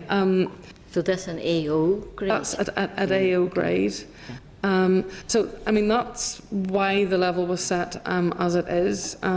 It's now at EO 1? It's EO 1. Yeah, it's about AO. Sort of equivalent. Okay. Although, as I've said, it is difficult to compare what is quite a structured methodology in the civil service with a fairly unstructured situation in local government. So, I mean, do you have to review that salary grade as we go on? Because in 10 years' time, 27,000 may not be the same as 27,000 now. Well, it would be at a spine point. So, as the salary of that spine point increases, so the level would increase. So you're talking of the spine point rather than the actual salary pay, cash pay? Yes. Yeah, okay. Okay. Well, I'll bring other members in. Carol? Thanks, Chair, and you're welcome back. Thank you very much. I suppose, just 2 comments really. Because as you outlined the geographic, the stat, and the other point, the main point obviously is conflict of interest. Yes. And sit in a position where you actually and say certain situation. I suppose that's right, and it can't have been easy. So you can't be trying to get that. But I'm just wondering, that in terms of what all the models out there and how you learn, because that would be the main basis of conflict of interest. And the other point is, see in terms of setting that salary, because I could get into a fuller part-time post for you in terms of that, but I'm just trying to think, normally jobs are set at a certain rate for doing a certain thing, and it's hard to quantify exactly what type of job, you know what I mean? I know you're trying to set it at a salary that, if it was a statutory position where somebody could, a higher level and all of that there. But I'm not saying it has been an easy thing to do, obviously, from your explanation. But I'm just trying to get a better understanding, and clearly the main thing for us, obviously, when we do this, is getting the communication out about why that is, and because we don't want to deny people having an opportunity to sit on council and play their part, whatever that role may be, Just, it's really comments, really, in terms of... Well, in terms of the sort of the one sort of using that as a sort of comparator, as a starting point, was that sort of within the civil service, as well as Linda said, that's in the sort of the intermediate group, so could be involved in local politics at the sort of with the permission of their line manager. But it's also the fact that it's sort of above A1 within the civil service, you start to get into positions where you're likely to be providing advice to ministers on a regular basis, and so that's that was a sort of viewed as a cut-off point, because you're not in that sort of position where a political impartiality is necessary. Right. And in terms of confining the hours, or what's the story? I mean, Well, again, it would be spinal column point 32. So if you're a part-time member of staff, your salary would be proportionate to your Right, part-time, but you would still be at spine point 32. So, although we put in the document this 27,000 as an indicator of the salary level, I think it's the spine point that you actually That's need what the- to. right, so Spinal point. Okay. Yeah. Okay. Yeah, thanks. Colin? Thanks, Chair. Thank you. I don't really get it. I understand why you have to come up with some reason and where you have to cut it off somehow, and it's very difficult, and it's hard to identify what is politically sensitive. But the councils are very different than the civil service, and not going to be giving any advice to ministers, and members of councils would come into contact with all levels, I suppose, of council staff. I just don't. I know you have to do it somehow. I think you have to do it somehow, but I'm really confused as to why you've come up with that particular figure, and in terms of actual council staff, who above that is going to be in a politically sensitive position. I know your life's quite difficult in trying to figure out how that works, but I just think it's a bit plucked out of the air, and this is how the civil service do it, so we'll do it like that. I'm just not sure that's just don't think it compares very well. Well, actually, the civil service is lower than that. Yeah, well, it's 22,000, and that is roughly comparable to the situation down south, where I think it's 35 euro, 1,000 euros. So a lot of things down in terms of the southern local government that we wouldn't just copy. You know what I mean? Yeah, no, I know that. That's brilliant. But we were trying to compare it to other parts of local government in other jurisdictions. I see why you wouldn't have very senior people in councils. I think we're in danger of restricting good people who have advanced through councils, and we are talking about people who are in different councils, and that's still the case. Yes. They're not going to be in the same council that they're working in. So I can understand why the top few positions would be barred because they've enough to be doing even. But aside from that, I don't really get why you would just pick a number and kind of stop it there. I was trying to strike that balance, because in the Republic it's anybody who's sort of remuneration above a clerk. Now, if we had applied that for ours, that would have cut a lot of people out. So you were trying to sort of the point is I don't understand why they do it at all at that level. So I don't think we should just necessarily just take that logic and then apply it to a few you know, a few ranks higher or whatever it is. You know, I think if the reason is that, yeah, well, they're going to be in different councils anyway. Let's stop the people who are in very senior positions. I think that makes a lot of sense, but I just don't know how you get leave those people just above that figure. You know, between that and 40, for example. It or was whatever. difficult because, I mean, one of the things that we had been looking at was whether it was possible to use descriptors in the legislation to specify, you know, posts. But as Linda mentioned, it's actually very difficult to do that, and also it actually could be amended just by someone maybe changing the line manager structure or the title of a particular job, and we were advised that you couldn't actually do it that way. There'd be people working in the community relations element of some council, for example, could be on less money than that.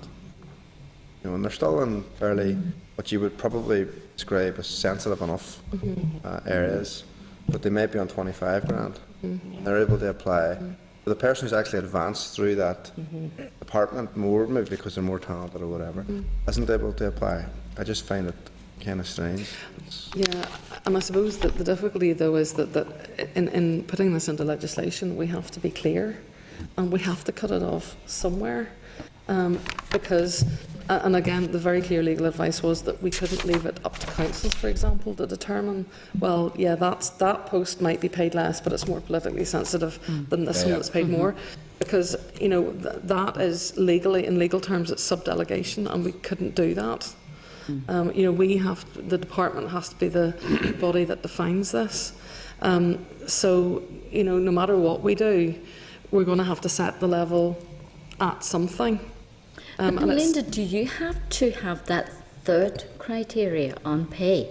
I mean, you've already got the geographical disqualification. You already got, you know, the what you call it, the employment disqualification. So, do you need that kind of on that pay disqualification? Because the positions that you would be specifying by name, you know, are the most senior. But if you didn't have then the financial category, that would mean that sort of directors and others at that level who are regularly, you know, engaging and are maybe sort of working directly with a committee or with the council would then be able to sort of stand for election. And In a different council, though. But in another council? Yes. Yeah. But it still sort of brings into the sort of the issue of, you know, for the public, you know, their political impartiality, that even though they may be working for another council, they're still then, you know, can be bringing those political views into the advice that they give to the council by which they're employed. And certainly through the consultation process on the local government bill, and indeed the consultation on these regulations, I don't think anybody's really saying that, you know, we shouldn't have this other category. Some of the respondents, as you'll be aware, you have said that the spinal point should be slightly higher, but actually the highest that was proposed was around 37,000. So, you know, it's not a massive jump to sort of 70 or 80,000, which would be sort of director level. So, you know, and I think there has been quite strong political concern expressed to us about the lifting of this ban at all at times during the process. Okay. So, you know, we are trying to strike this balance between, you know, lifting the ban and allowing those people in non-politically sensitive posts to be councillors, whilst also providing some sort of protection, you know, that those people with politically sensitive posts will still be barred. Okay, cool. I'm not going to die in the ditch over it. I just feel that the particular figure is maybe not It's the a bit. bit I think it could be arbitrary. higher, but I mean, it's not something. Yeah. But do you I'm not think saying they're you're- going to be do queuing you up around the think corner you- to run for council either, but it's. I know. Do you think you're legally on safe ground now to say 27,000? Would people above it challenge you to say it's an arbitrary figure? That could happen. It's just, I mean, what, as you know, the reason that we have to amend the legislation was because of this issue of there being a blanket ban. Yes, And we're removing the blanket ban, but it has been, as Linda has explained, quite difficult then in legislation to define Yes. Have you consulted with the unions or NUCA on this? Well, you have the public consultation. Yeah, we responded. Yes. They have responded. What were their views on this? They were recommending certainly looking at a higher figure. Okay. Because of they took the view that setting at that level, you could be taking people out of the system who may not be in politically sensitive posts. But as Linda said, equally, if you set it too high, while you put that, while you deal with that section, you could then have others who are in politically sensitive posts then to become eligible to apply to be, or to stand for election as a councillor, or to be co-opted. And that's something, I think that's something we want to sort of try and prevent in terms of the sort of the whole political impartiality aspect. It can be quite divisive, though, to say you're below that grey, you're well, not important, it won't make any difference. And But I think I suppose the same could apply if you were able to take the other of using a descriptor, because you could then have, as Julie said, your position being you're being brought in or out of the system because the council then changed your sort of your line management structure. Or if you then sort of went for promotion, it then takes you out. So I think they're all fraught with particular issues, and it's just trying to find the one that sort of strikes it best, within the sort of areas that's available through the sort of the primary legislation. And one of the things that's setting, a level by pay scale, I suppose, or by specifying also the statutory post is, it's very clear, the legislation is very clear what is meant, whereas if you do it by descriptors of posts, it's actually not clear if someone would fall in or out of that. have to define. Yes. Yeah. Okay. Ian McCrae? Yeah. I've never heard the fact that I think this shouldn't happen at all. I think it's not say dangerous isn't the word. I just don't like it. I don't like the fact that council staff at whatever level could be on a council, whether it's 50 mile away or 5 mile away, whatever it may be. But nonetheless, my perspective, it should be a lower salary grade rather than setting it at that. And I think it's important that we do try to keep any, and accept Colm's point, where do you draw the line around, any of us that have been in councils, we do know you have some level of engagement with staff at all levels throughout the council, but I think that the lower the level, the less politically sensitive it becomes. So I do have issues around that. I suppose the main question I have, and I'm not sure who mentioned the word promotion, but I'm just thinking if someone who was a member of council staff at this EO1 grade got elected or co-opted onto another council and then got promotion, moved up a different grade, how does that? Well, I think they'd have to decide what's more important, being a councillor or being in employment. I suppose I have to decide is the promotion Which is only part-time. Is it a case of they have to decide then? Yeah. Yes. Yeah, they would have to. Okay, and just want to stop at this point to welcome the students from Bloomfield Collegiate. You're all very welcome.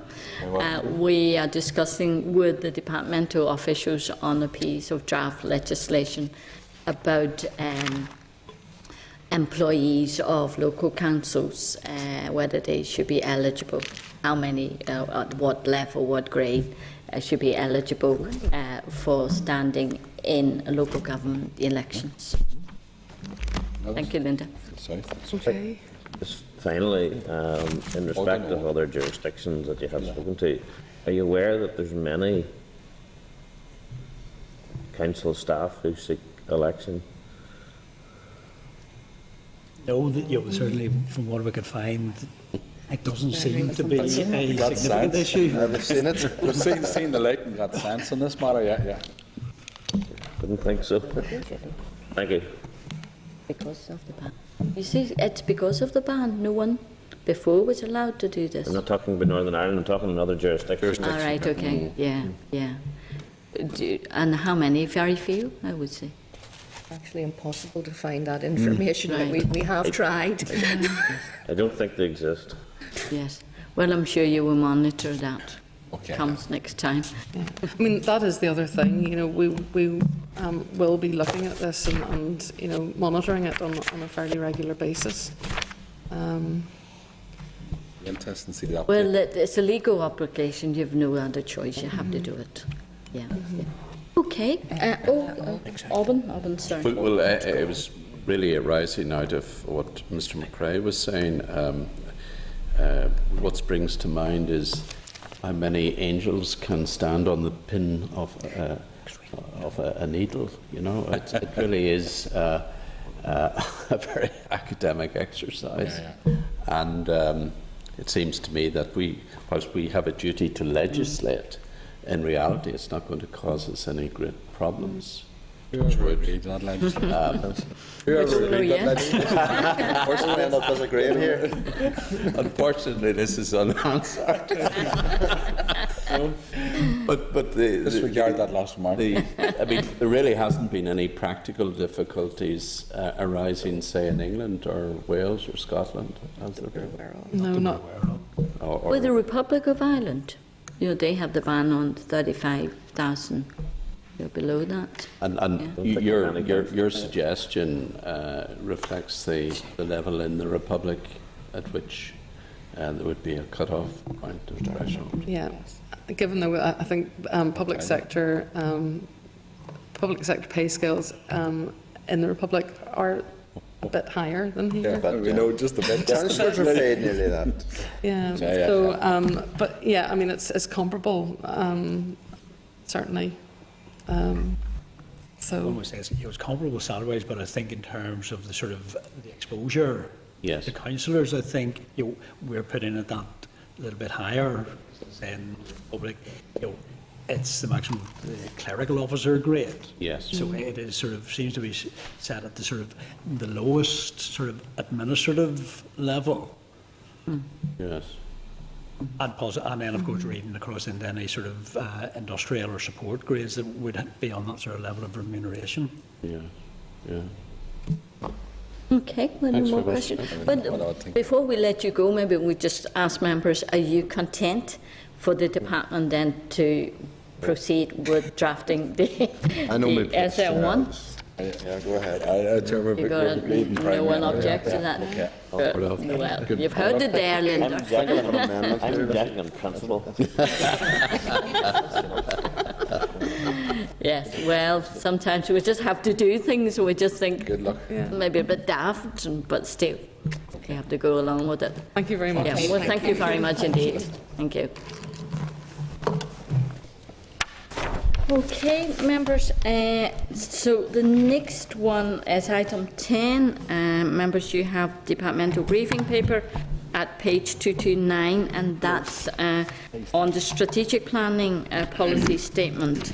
We're going to also, members, there's a piece of correspondence from NIRIC raising concerns that there is no mention of the strategic energy framework in the SPPS, and that's at page 30.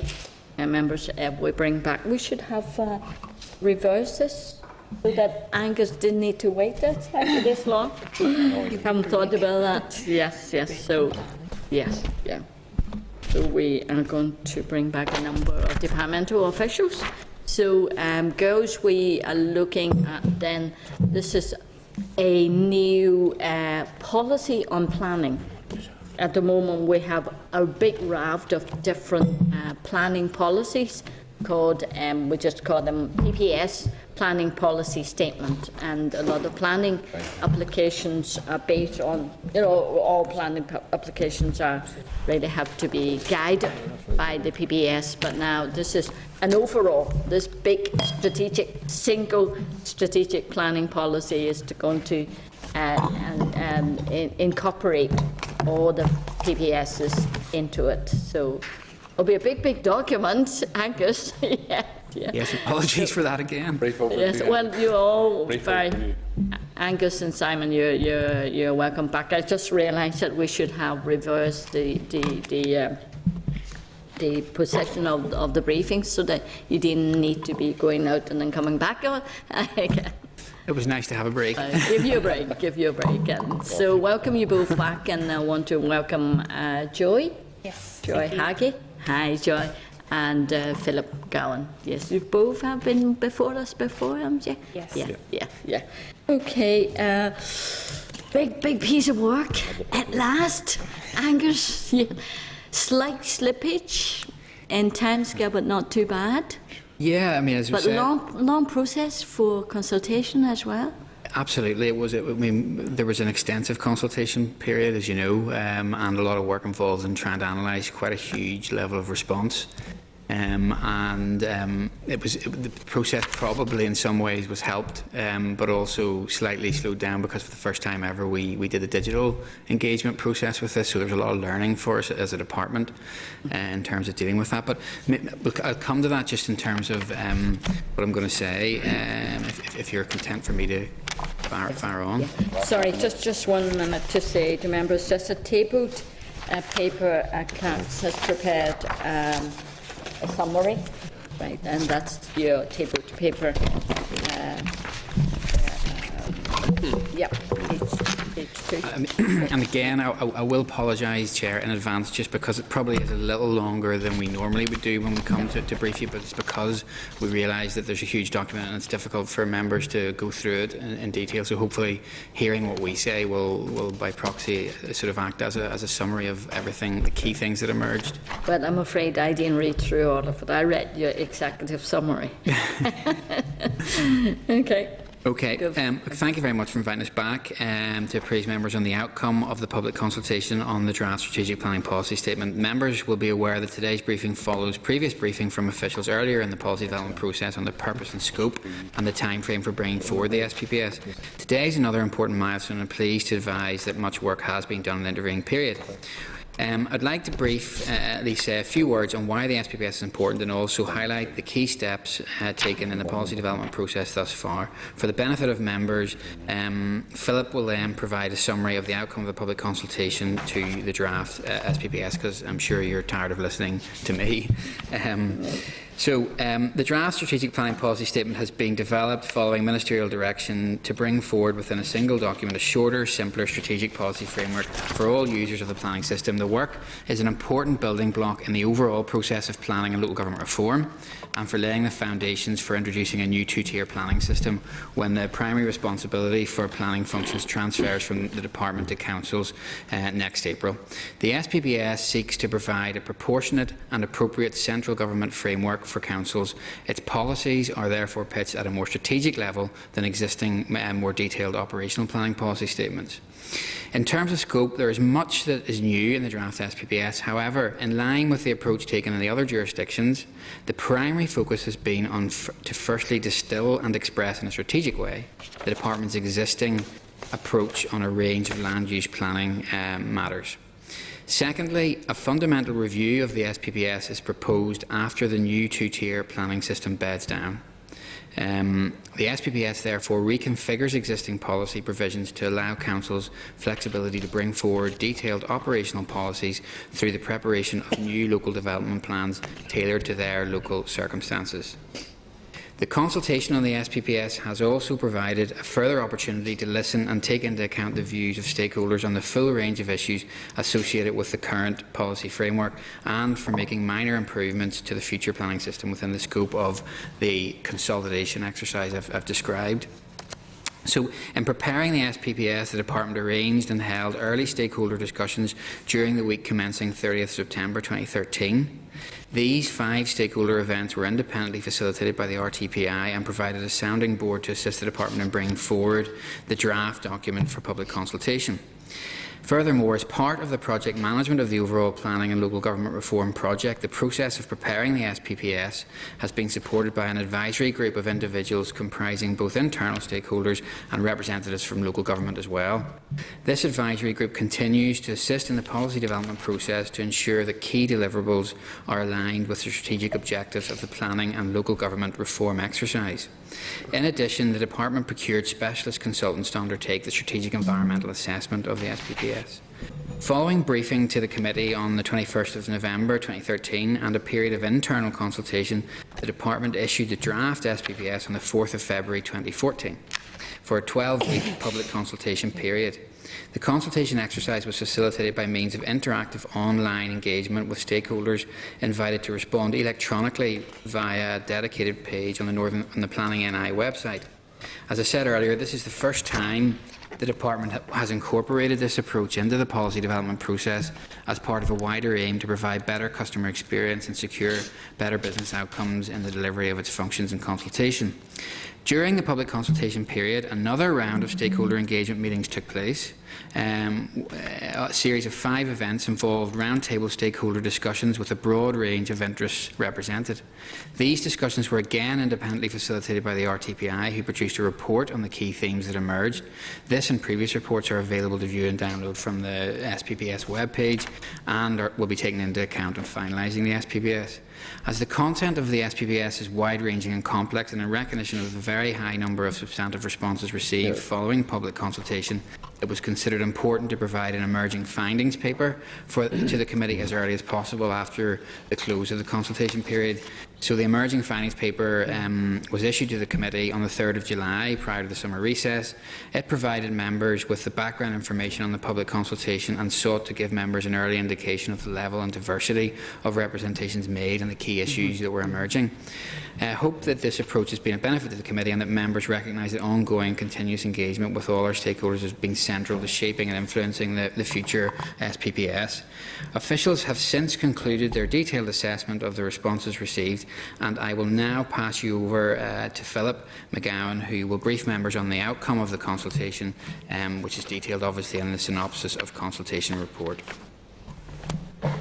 Thank you, Angus. The Department received a total of 726 responses to the draft SPPS consultation. 67 respondents helpfully submitted their comments electronically. 98 responses were submitted offline in the traditional way by email, post or hand-delivered, and there was also a further 561 petition-style responses which were received, which were linked to a particular proposal.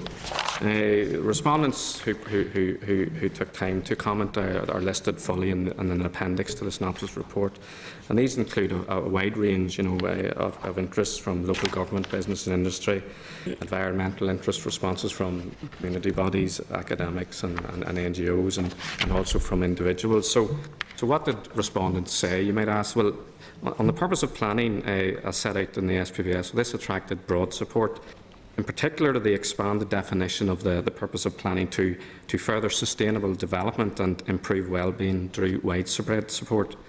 There was also considerable support for planning continuing to operate in the public interest, albeit that there were calls to extend the parameters of this concept beyond the interests of communities and neighbourhoods and to embrace the wider interests of the region and indeed the long-term interests of future generations.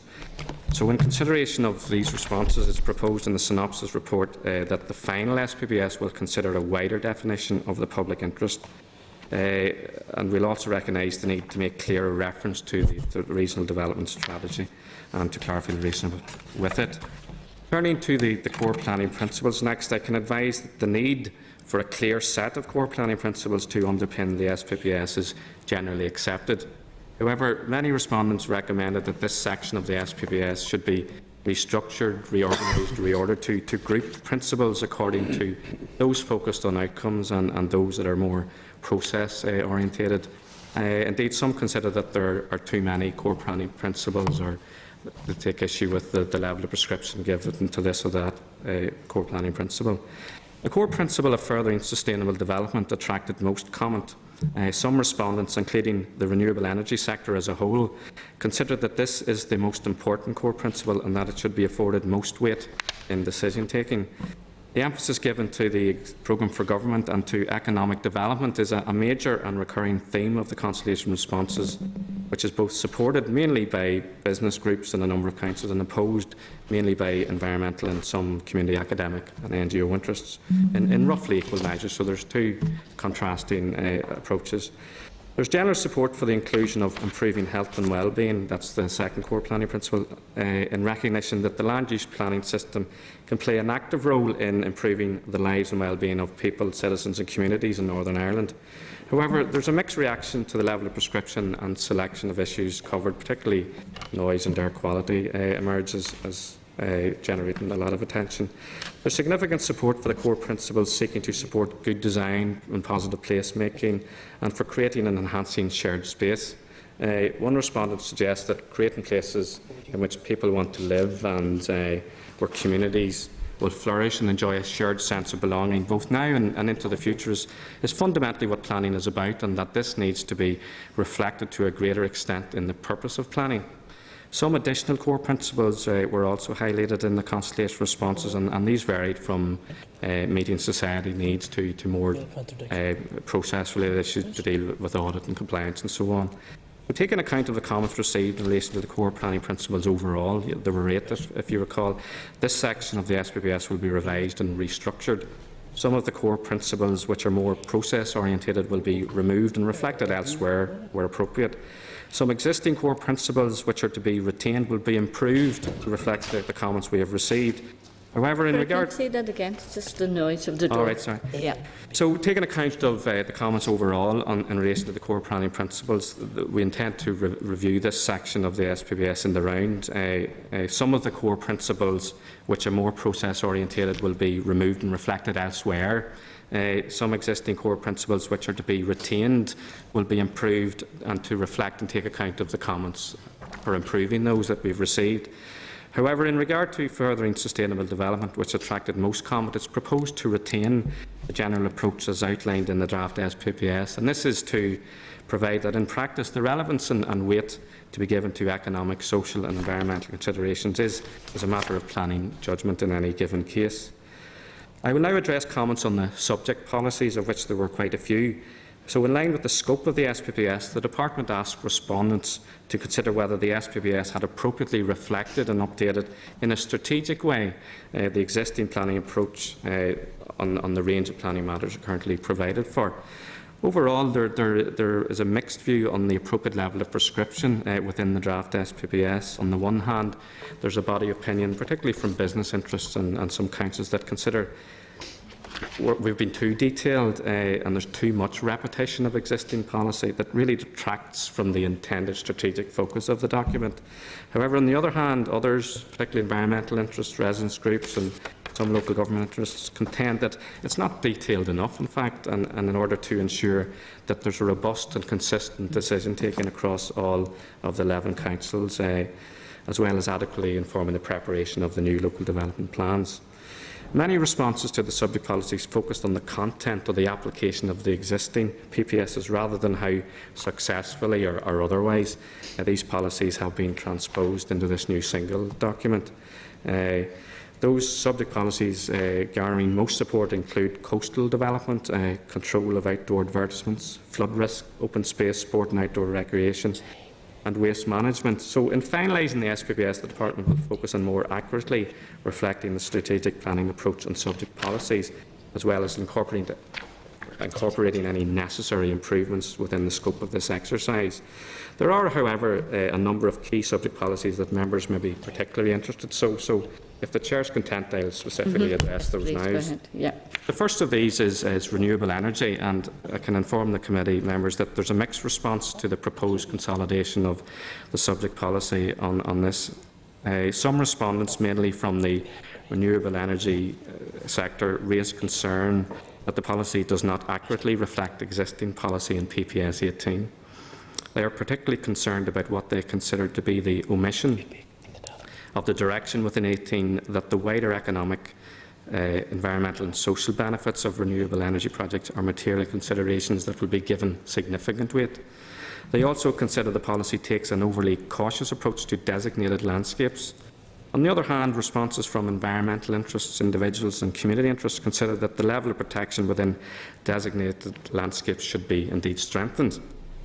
In response and taking account of all the views received, the Department considers that the strategic policy should enable planning authorities to reflect the proper balance to local and wider environmental, economic and social benefits of proposals in determining those types of applications. This represents a change in the current policy and will be reflected in the final SPPS. It is also considered appropriate that a cautious approach in designated landscapes, as per the current best practice guidance, is reflected in strategic policy, and therefore this approach will be carried forward to the final SPPS.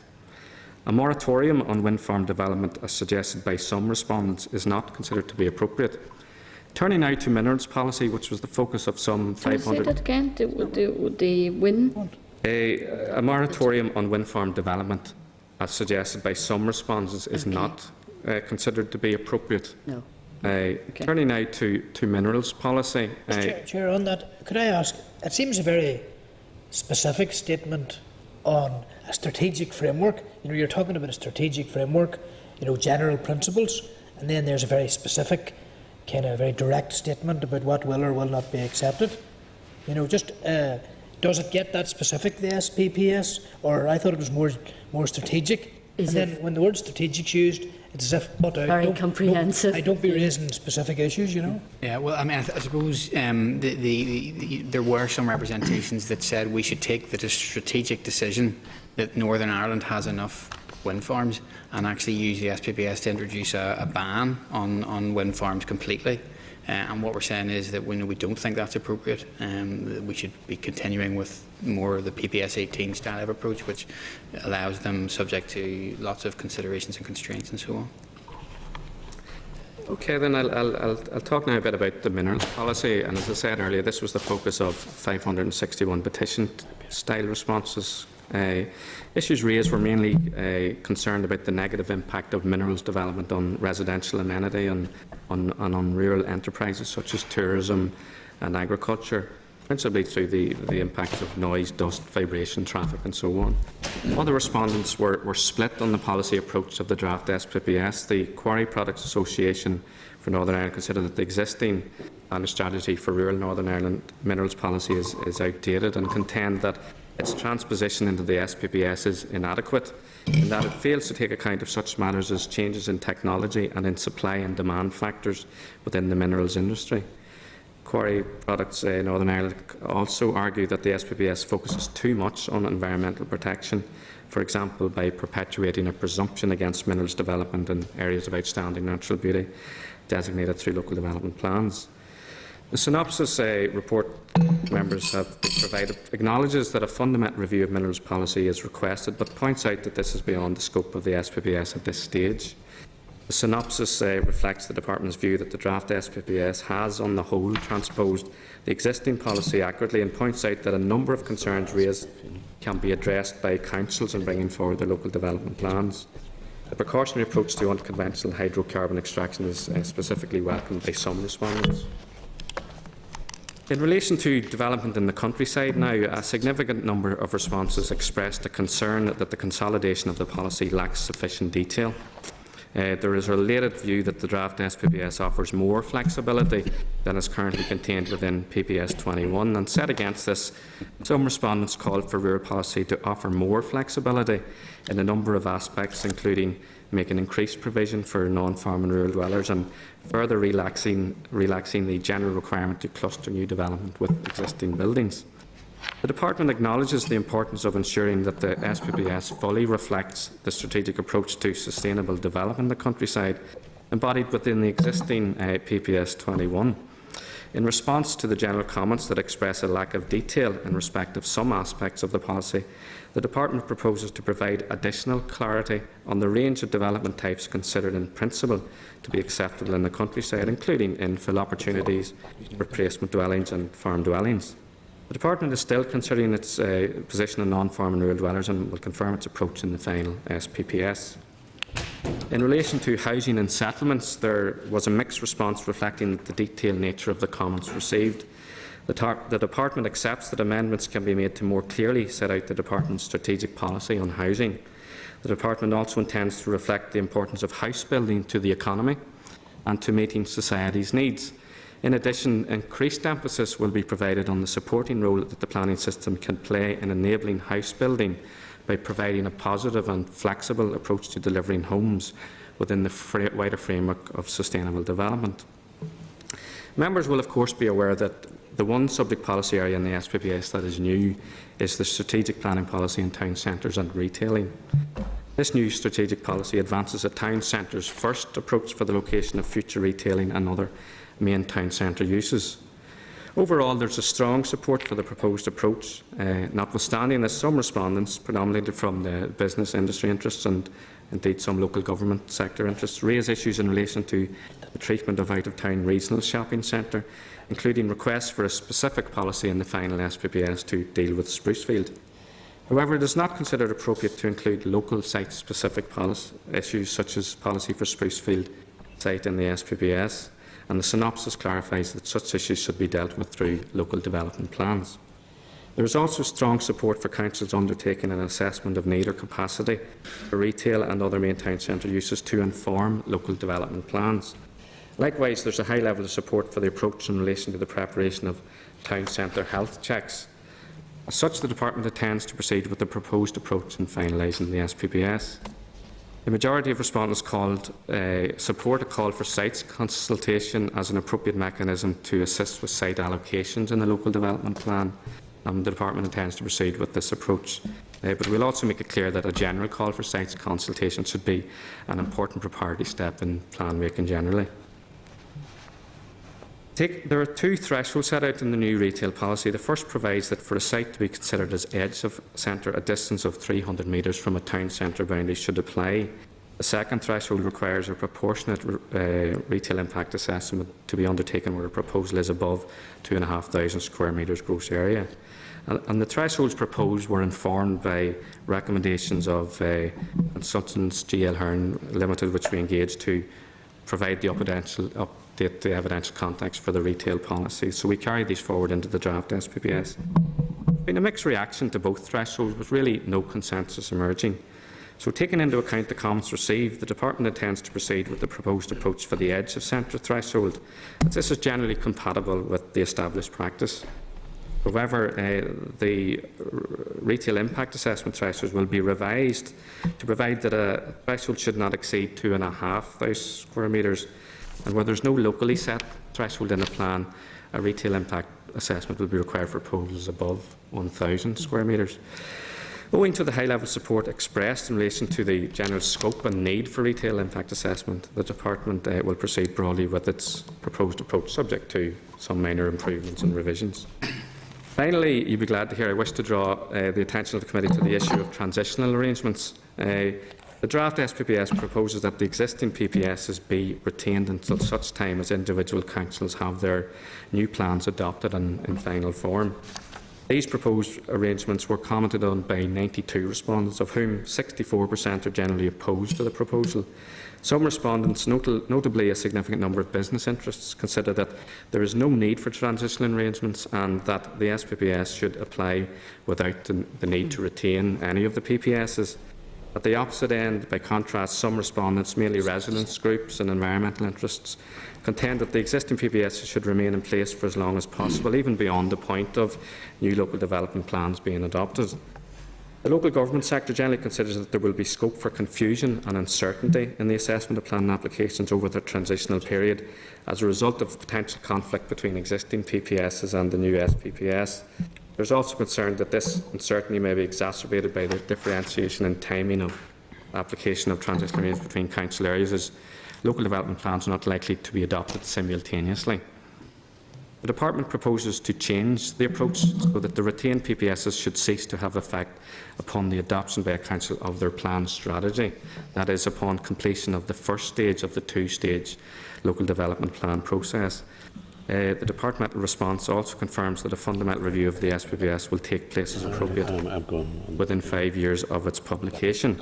So to sum up, the consultation in the draft SPPS, I hope you can appreciate, very much brought into focus wider reforms and prompted a healthy and constructive debate amongst the wide range of stakeholders about planning matters generally and specifically with regard to the future of planning under the new two-tier planning system. It is evident in relation to the responses received that there are contrasting perspectives and opinions on the most appropriate approach, and this is a theme throughout the SPPS. However, the key message from the coupled consultation is that, on balance, the SPPS has been positively received overall, with many helpful comments submitted on how the SPPS can be strengthened and improved. Revisions to the draft SPPS will also be assessed for their potential impact on the environment, as Angus had said, in accordance with the European Directive on the Environmental Assessment of Plans and Programmes regulations, and we have retained our external consultants to do this. The Department is aiming to finalise the SPPS by the end of the year, subject to executive agreement, and whilst all of us here recognise that these timescales are short and challenging, we do not in any way want to diminish the opportunity for the committee to fully scrutinise and contribute to the development of this important policy document. Thank you, Chairperson. That's the end of the Department's oral presentation, you'll be glad to hear, and obviously we're very keen to hear your views both on the synopsis report and generally the SPPS, and we're all here to take your questions. Thank you. Very well done, Philip. Distilling such a big pack of the report into about 10 minutes, so well done. I just want to explore with you a bit more on that transitional period for phasing out PPS.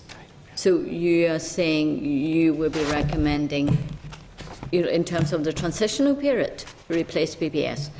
You're saying what? It'll be after local governments have developed their draft, is that right, their local development plans?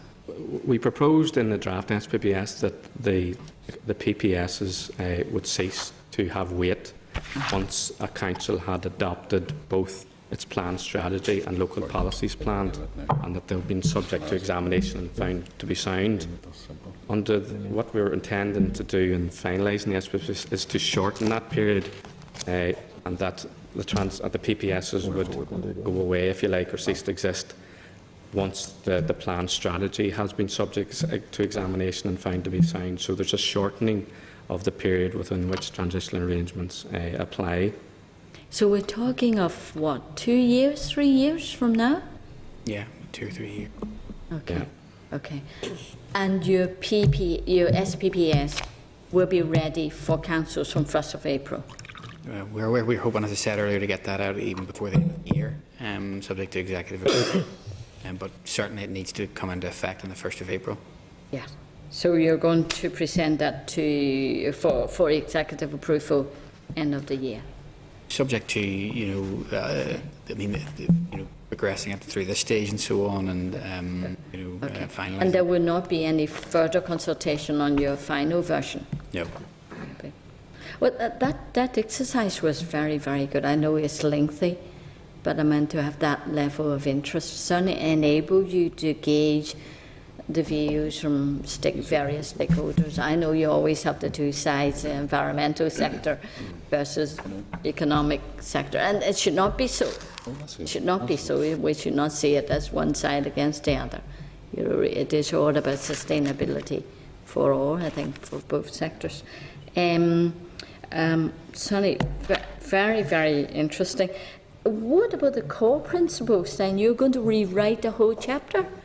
You said you're going to do away some of the processes, move it outside of core principles, but what is it exactly you're going to retain in terms of core principles? We looked at the core principles. One of the points that people made was that actually our core principles in a sort of funny sort of way aren't all principles. Okay. Some of them aren't policy principles, some of them are actually process related. Okay. So I think we've sort of really taken that on board, and what we're saying is we'll keep the ones that are like planning principles of policy, like sustainable development, and the 3 pillars of sustainable development, how that applies to planning, but move some of the ones which are more process orientated into, like, for example, the plan-led system, which is really to do with the process for development plans and how development plans will apply in the future.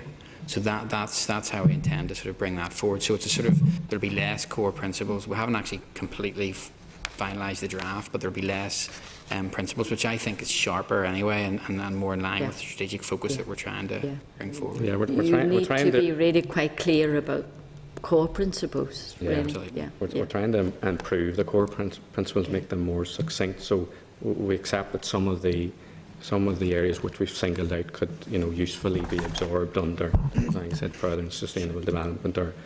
You also mentioned place-making. shared space. Would that be in core principle? That's one we Shared think is worthy of being singled out and retained as proposed. There's a lot of support for it. Yeah, good. Good to hear. Yes, yeah. Okay, Carol? Thanks, Chair, and you're welcome back. Thank you very much for your presentation. A lot of food for thought on all of that.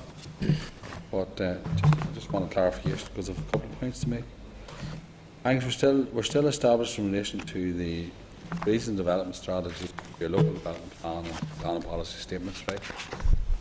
And I want to get this because, see, I want to use these two policy statements in particular because they've been very important to us as a party, and it's something we've been arguing for, in particular one of them for the last 5, maybe 7 years in terms of PPS 21, right, on the whole rural development issue. Are we saying now, in light of what Philip has said, that the local development plan, when developed, will override PPSs? Is that what we're saying? Because it's important, the question I'm asked, you understand, because if this time next year, if somebody from the rural area decides to put in an application under the current policy, non-farm rural dwellers, which we've argued the point and coined the phrase actually for in relation to that, at the minute they will have to go with the policy, right? So what you're saying then, on the local area plan, they will have an opportunity. It's up to that plan to ascertain whether or not there's a need for non-farm rural dwellers to live in the countryside or establish. How will that work in terms of policy? How do you think that? But is it? I'll explain it in this way then. In terms of identified need for social housing at the minute, you go through a process, through council. Is that what we're saying? That's the way you're going to go forward? Is that proposal? Well, I suppose what we're saying is that the SPPS is reflecting PPS 21 at the strategic level. So all of the opportunities that are there for rural development within PPS 21 will continue on, and the councils will be directed to bring those opportunities through into their development plans. Okay, so the way I look at it is that the strategic policy is still the same, but the councils do have a lot more flexibility in terms of the way they interpret those policies for their local area.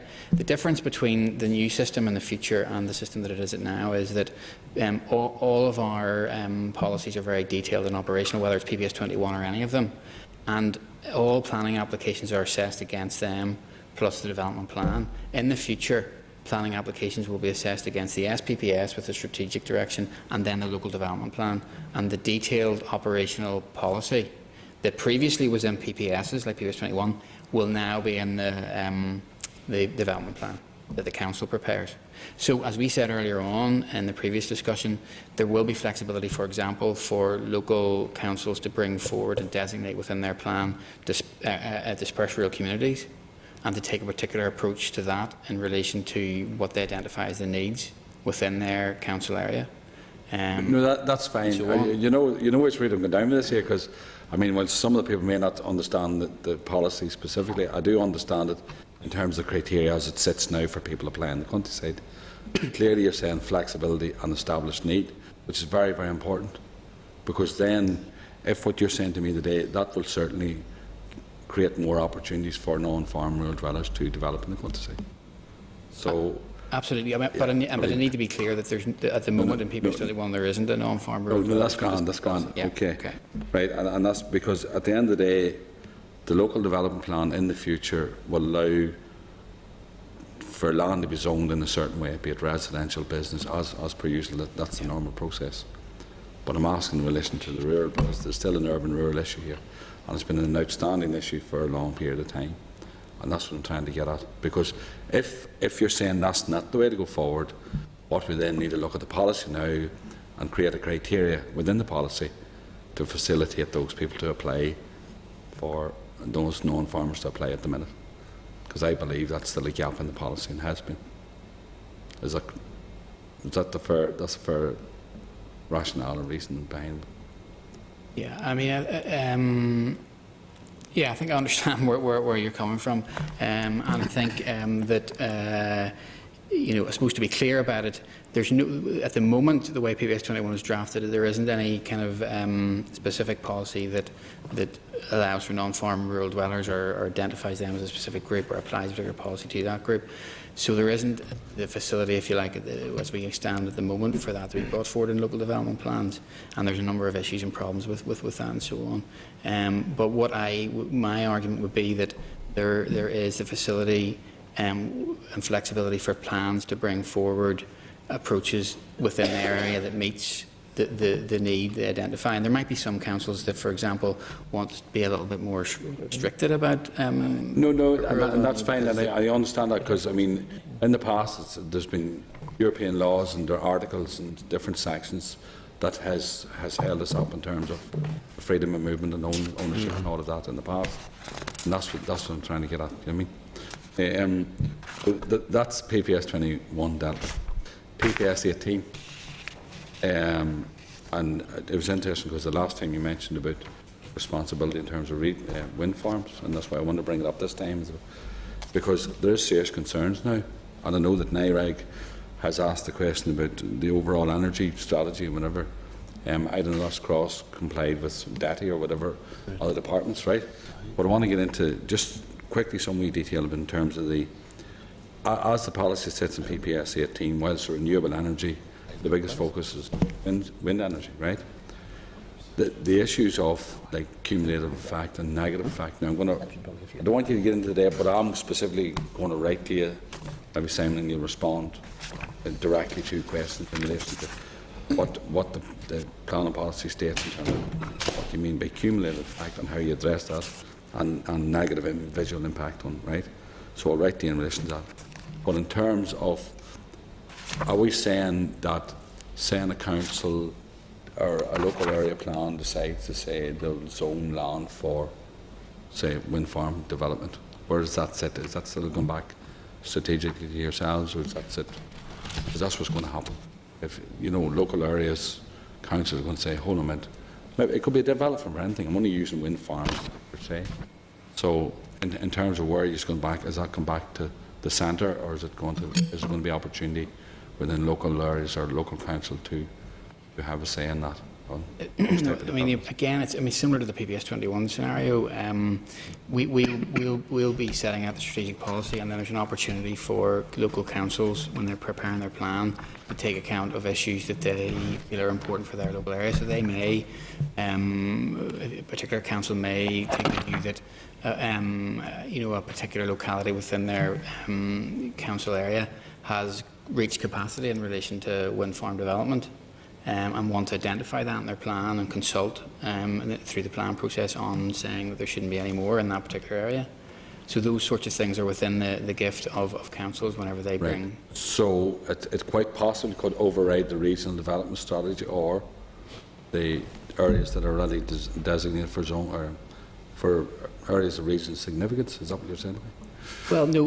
All of this sits within. Everything must be in line with the regional development strategy and the strategic planning policy statement. So there's nothing in the regional development strategy or the strategic planning policy statement that says that you can't do that. Right, okay. So yeah. No, that's grand. I mean, bear with me on this. Sorry. In terms of I want to go back to the minerals policy. And I'm only bringing up things that be brought to our attention that could create problems for us. I mean, where does it sit? I mean, Philip, when you were talking about the minerals policy, same thing applies. Are we saying the scope then within local authority? You know, if they thought there was, because I'd be concerned about that if they thought there was the project, there was something there that would benefit economically the whole council area. Where does that sit? Does that still sit centrally or? Well, as Angus said, you know, this is a strategic framework. You know, it's there setting out central government's broad direction with respect to the range of subject policies, and for much part it mirrors the current policy approach. There will be, as we've said earlier, the transitional arrangements, but at the end of the day, councils will have flexibility to take that policy and put the meat in the bones in terms of what it means for their areas, in terms of what their wider strategic objectives are, and so on. Quite simply, we have simply expressed the current policy in the SPPS.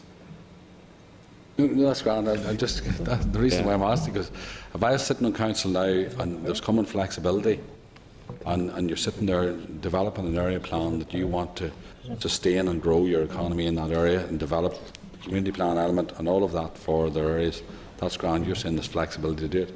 I'm just trying to. I'm mindful of what policy sits at the minute. You know what I mean? And that's 100%. If that's the way the plan-led system, and we're going to give an opportunity, that's grand. Now, back to the capacity building. Is that part of the capacity building and the training that's going on now? Because clearly, the capacity building is all on the policies at the minute, I would say. Is that part of the capacity building and interpretation?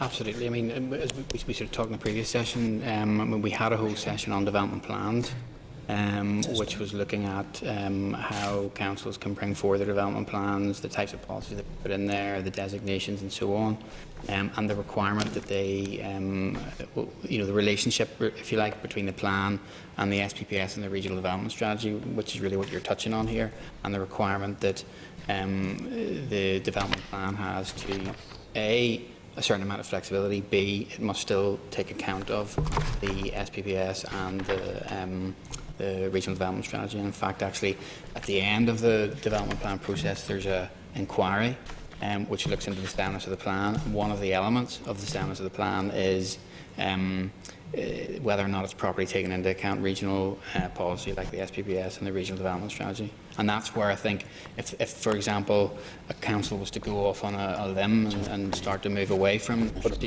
that's what I'm concerned about, and I'd prefer to look at it. That's why we're challenging the policy now. Yeah.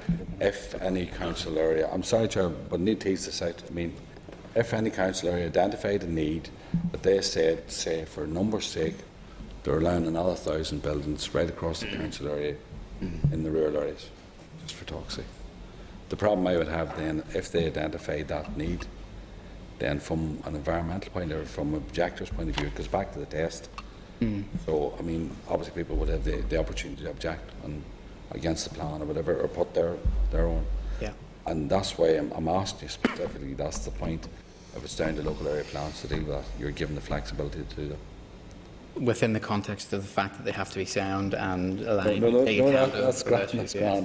And we get to them arguments and comes out. Yeah. And just a final point, because there was a number of questions given to us that are specific in relation to policy. I would appreciate rather than take the time now to ask them out, if you give them or maybe you could give an indication in terms of them 2 points about cumulative impact in relation to wind farms and negative visual impact. Right to you, give them and write them back to me. Yes, well, I mean, I've said before, Carol, that cumulative impact is something that you can take into account, and we do take into account, particularly where you've got existing wind farms. And you have a proposal which is either beside it or visually linked to it. The cumulative impact is a material consideration, and the policy requires you to assess the visual impact of the wind farm in this particular locality as well. Okay. Well, Simon, rather than take up the meeting now, if we get the committees rated out specifically, I'd appreciate the department outlining those specifically in writing to me. And I know that Ian has a few questions as well. But I've taken up enough of your time. I'll leave it at that. Thank you very much. If we just follow up about, yes, NIRIC has written to us and said there's no mention of the strategic energy framework in SPPS. Are you going to write it in?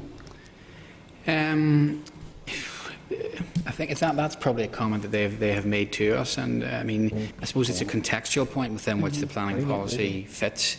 And I mean, I think we would recognise that there is an important issue there. I mean, that framework is there, and the PPS 18 and indeed the SPPS as it moves forward is part of the framework, if you like, in order to deliver and achieve the strategic energy framework. So I don't think we'd have an objection to a reference to it. Okay. The renewable energy sector seems to be quite concerned that you're going to add more restrictions onto where they can build, like they're not allowed to build, to set up wind farms on AONBs, and you mentioned ASSIs. Is that the case? At the moment, very few of them are actually allowed to build on AONBs anyway. Yeah. Some have been built on AONBs. Yes. But is that in future, is that in the SPPS to say that they're not allowed to establish wind farms on AONBs? Well, I think what we're proposing for the SPPS is to clarify the importance of those, special sites, if you like, and to make sure that they are a consideration of the planning authority, both in terms of dealing with planning applications, if they happen to be on those areas, and also, as was said earlier there, about when they're preparing their development plan. They may want to look at their special areas within their particular council areas and identify those as being, a particular approach of planning in relation to wind farms and so on to those. Okay. Yes, Barry? Thank you, Chair. I don't want to be on the wrong track or to be disrespectful, but the department seems very pleased with the level of consultation, the level of responses. 561 petition-style responses, less than 100 letters, less than 100 online. To me, that doesn't seem to have the reach that you might think it does. So I'm just wondering about how proud are you of the profile of the consultation? Did it reach? Or was it just another consultation? Because this is a very important one, obviously. Were there extra proactive measures to reach stakeholders? Because just at a community level, and say the Omagh area, I didn't have a great sense of it. Yeah. Is it such a large document that you do turn people off?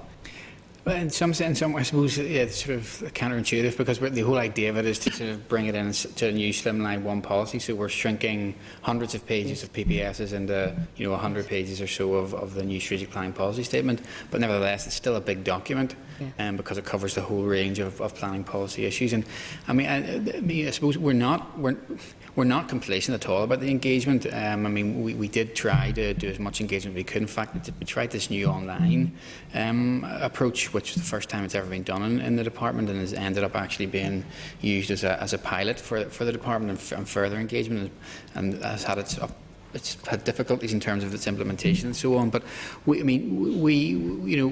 try and get as much engagement as we can. We try to have the events invite sort of key representative umbrella organisations and so on to that. So like Ulster Farmers Union and rural development people and so on, and locate those around the province as much as we could. But I suppose it's like anything in planning, whether you're doing a policy or a local development plan.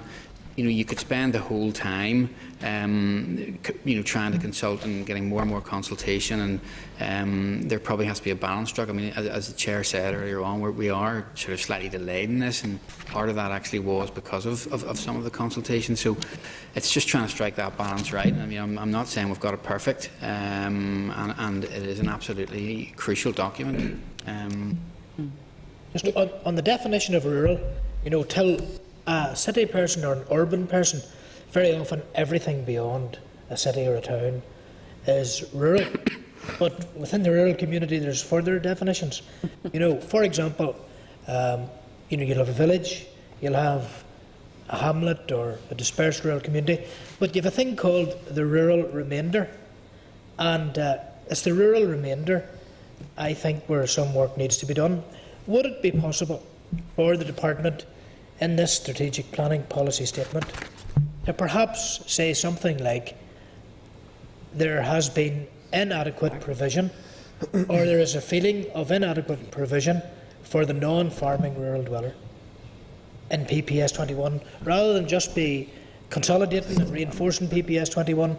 It's better than PPS 14, of course it is, but some hint, some suggestion that there may be inadequate provision for the non-farming rural dweller, and put it into the SPPS as a guidance for the local plans.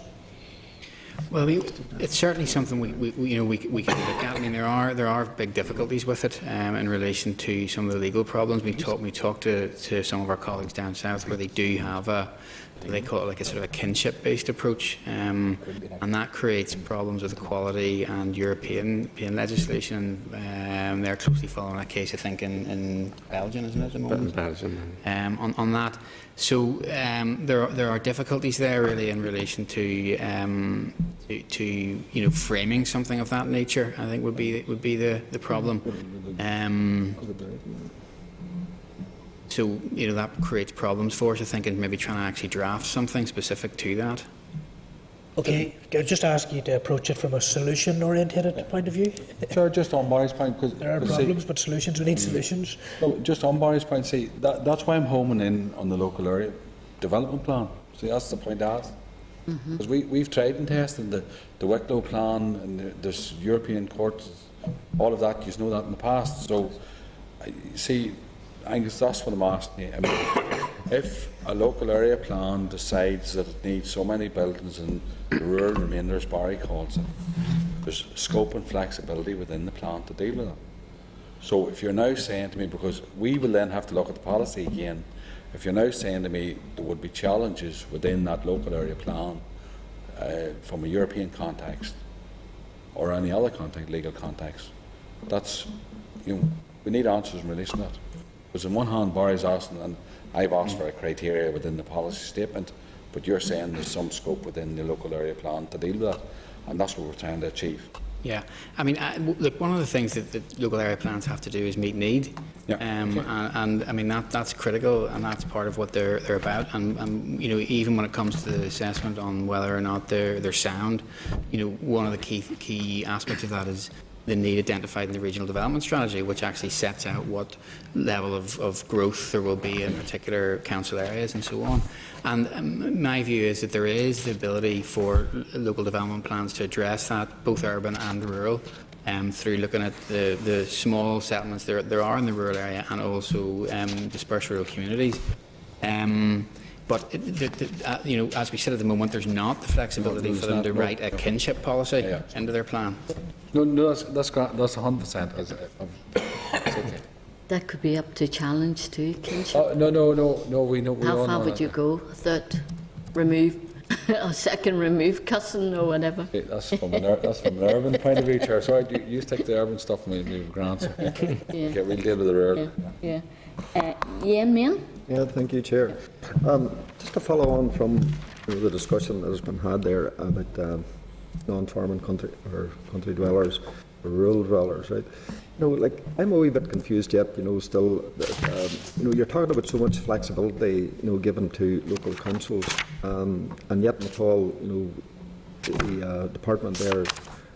Why wouldn't it be easier there to write it into policy, rather there? Is it the buck passing thing on to councils, or is it giving councils, local councillors, power? Because there's who says there's too much flexibility in what you're doing in the Ulster? Well, I suppose, the whole purpose of the wider local government reorganisation and reform and the transfer of planning is to give accountability for planning decisions much lower down to at council level. And that's where it is, as we know, in all the other jurisdictions in these islands. And I firmly believe that's the right thing to do. Planning is fundamentally a local process. It's usually about addressing local issues in local areas by local elected representatives.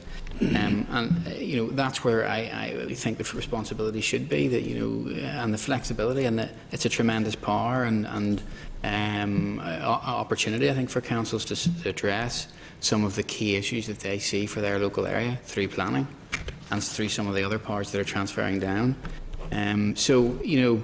you could look at it as buck passing, you could look at it as an opportunity and you know, a tremendous opportunity. That's the way I see it, and I think that's what this is all about. You know, it's what local government reorganisation and reform and transfer of planning is about, and I think it's the right thing to do. You know, I don't underestimate the challenges and the difficulties, and we've talked about that. And you know, we need to be there to support councils, and we need to do the capacity building and the training, and we need to have checks and balances in where if things go wrong, the department can move in, or we need to have codes of conduct and so on there, so that there's proper guidance. But fundamentally, I think it's the right thing to do. It's good that they're going to make those decisions. Yeah. Just a couple of specifics here. I'd like to ask if. Or maybe you needed to respond in writing, that's fair enough, you know, but how, you know, in terms of infrasound and shadow flicker, how is that measured? You know, for example, and how does the DO allow for it when considering a planning application for a one turbine or a wind farm? Unless, Simon, you want to deal with that, that might be something it's very detailed. Yeah, it's detailed, yeah. But well, it's dealt with through the consultation process. Yeah. With environmental health. Yeah, but and it varies from application to application. It's part of the determination of any individual application for a single wind turbine or a wind farm. Yeah. Well, we'll follow on from that then. The second one, you know, what is the recommended safe setback distance for a dwelling to be from, say, a substation or a huge pylon overhead, cables and stuff like that? There are there any recommended safe setbacks for that? I'm thinking there, you know, of you know, in housing estates and villages there that you know, substations are built right in the middle of those housing estates. No, I mean, again, it'd be a matter for consultation on individual planning applications. No, there's no set distance. So there are no safe setbacks for this type of cables or substations there anywhere within planning? Again, we would consult, and if there was an issue, it would be highlighted, but there's no planning policy relating to that. Right. Okay. Well, through you, Chair, I mean, there's a number of questions there that need asked. We appreciate the department responding in writing, because we went to see one of the wind farms in Tyrone, and obviously they put in a new 20 million substation there to deal with, to address. So we'd appreciate if you come back and write in specifically. There's 4 or 5 questions in relation to that. It's just because we were dealing with the SPPS today. I still have reservations in terms of some of the policy content. I am happy that there was some flexibility for local council. We'll see how that all pans out. Thanks, Chair. Yeah. Well, can we see your final draft before you send it to the executive? Particularly, I would be very interested to read the core principles that, you know, you're going to review and rewrite. Yeah, I mean, we as normal practice, we would certainly be sending that to the committee. Yeah. Okay, no more questions? Okay, well, thank you very much indeed. Thank you. Okay, members, the next item's correspondence. You have before you on page 362 a cover note of all the correspondence received. So, members, you content to note? Chair, I would like. Yes. I'd like to raise one. Sorry, Peter. No, you go first. It's just the letter from the Minister dated the 29th of October in relation to the draft budget. Yes. What page is that? I think it's page 364. 364. Yep. And in that, just I mean, it's self-explanatory, but it does raise concerns in relation to the rate support grant and the D-rating grant, and also the transferring functions grant. And effectively, what he's saying is that he has serious problems in relation to each of them. With the rate support grant, there's a shortfall of 2.8 million. The rating grant, a shortfall of 3.9 million. I'm not sure what there's any specific figure in relation to transfer and functions grant, but what I wanted to say was it raised an important issue in terms of the implementation of the new councils and the support for those new councils, which will commence in April of next year. The budget process is such that consultation will finish, I think, probably the first week in January or something like that. And then the budget, of course, will come to the Assembly in due course. So we haven't an awful lot of time in relation to remedying any deficiencies that there might be in the budget. And I think there are many deficiencies, other colleagues will disagree, but in relation to specifically to these issues, I think it would be important that we get maybe a further briefing from either the Minister or Permanent Secretary in relation to this issue. Yeah. Peter first and then Cahill. Yeah, it was on. I mean, the original point I was going to raise was actually in relation to this, but maybe on a slightly different basis. I must admit, we were able to appreciate more or less. It was effectively closed session with the Permanent Secretary. I was able to raise this issue with them then, but I think it's important actually the committee directly. I would have some concerns over this letter on a number of levels. Now, I appreciate in terms of finding the information. First of all, this letter was actually released, dated the 29th of October, which is the day before the draft budget was agreed. Now, there are issues around which may be taken up in other cases in terms of breach of also the ministerial code in terms of information. But what I find a little bit odd in terms of trying to add up, the indication was given this was to inform councils of the position. Why, I have to say, why release something a day before there's a discussion on the budget when that isn't clearly even the final position? The figures within this, as I understand it, are reasonably inaccurate in that the overall cut to the budget was around about 11%, yeah, not 15%. And indeed, as I understand it, I think during whatever discussions took place, one of the shifts in relation to this was an extra $2 million was made available to the department specifically to try to tackle the issue of dealing with a certain amount of the shortfall for councils. So, I mean, by all means, I think I'd be keen to see us get sort of information as to where we are. But there are a number of inaccuracies in there. I understand that it may well be that the Finance Minister may be dealing with these issues in terms of, given the fact that this has been a letter that's been circulated, may well be writing out some shape or form to correct some of the inaccuracies in it. But I'm very disturbed as to why a Minister is writing the day before a budget is discussed as to what the financial position is, rather than actually even waiting 24 hours and saying actually what was agreed, because apart from anything else, I don't know when shifts precisely took place. There were shifts actually in some of the money in collection, and it doesn't seem the most responsible of actions, and also to give a somewhat misleading impression on that basis as well. And now he will have to correct those figures. Well, indeed. Yeah. Cahill? Yes, Chair, no, and I agree with Peter. I mean, I happened to be in a meeting at the time of one of the chief executives, but besides all of that, Chair, I mean, one, I could argue the point it's up to the Minister to prioritise and whether or not this is a priority for the Minister. All of these transfers in relation to working with local government has been a priority. And now I can check back through the records, but I think a lot of this stuff is ring-fenced in terms of dealing with local authorities, what's coming down, certainly in terms of rate support and derating. So I could argue why, I could ask the point why now, or specifically is he talking about derating and rate support?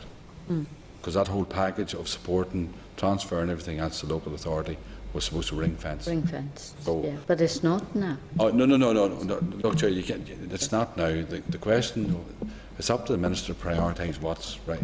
We said this here is a priority. Transfer to local government and working with local government to get them over the period now. Is he due to come to us soon anyway? We can ask. Not until the beginning of December, but the department's coming to brief on the budget on the 27th of November, and if the budget is available ahead of that date, they will let the committee have it. Okay.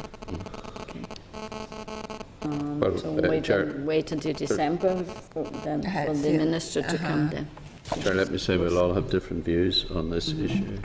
Whether there are any inaccuracies or overstatements or whatever in relation to any letter, and all those issues can be examined in detail.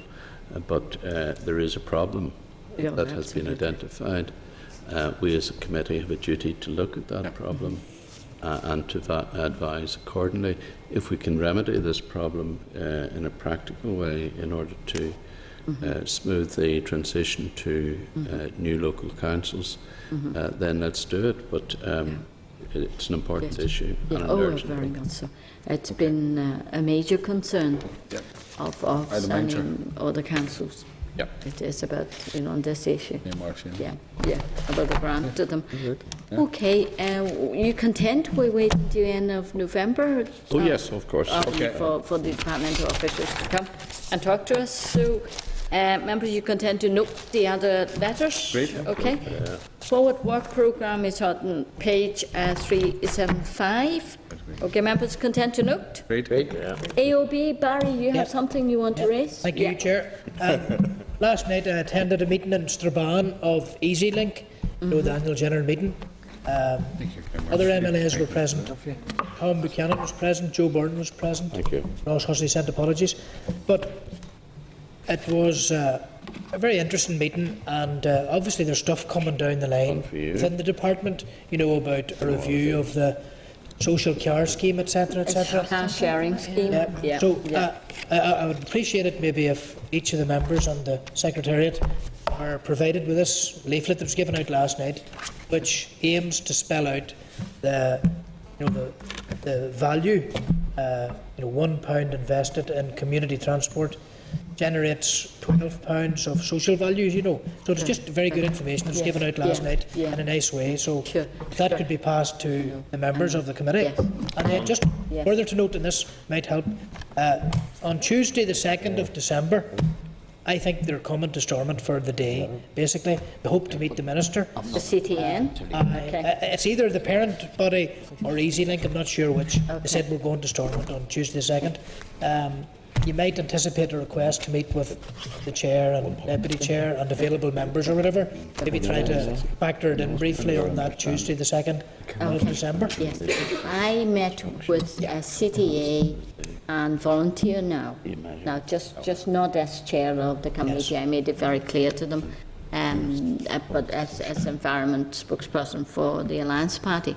So the issue is the department is reviewing the car sharing scheme, which may impact on volunteers driving people, say, taking children to foster homes, or whenever they're in foster home, they go to a different area, so they have to go to schools, and instead of using taxis, you get volunteers taking people to hospitals and things. So that may impact on them.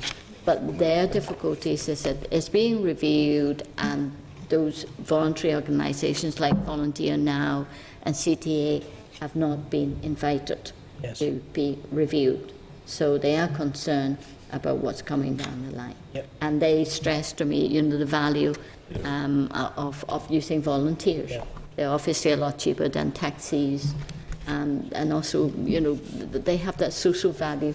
If a child is removed from an area, and they get the same driver every morning taking them to school, rather than a taxi every morning, a different taxi driver. I can understand that. My background is a social worker.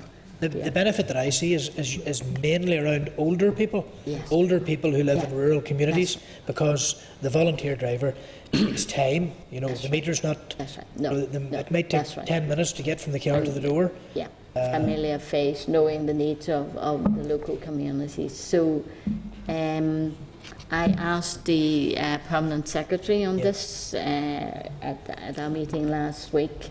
So he's going to come back to me, and I'll share that with members. Just to maybe encourage members to engage with them when they come up on Tuesday 2nd in whatever format. Okay. Send round everybody.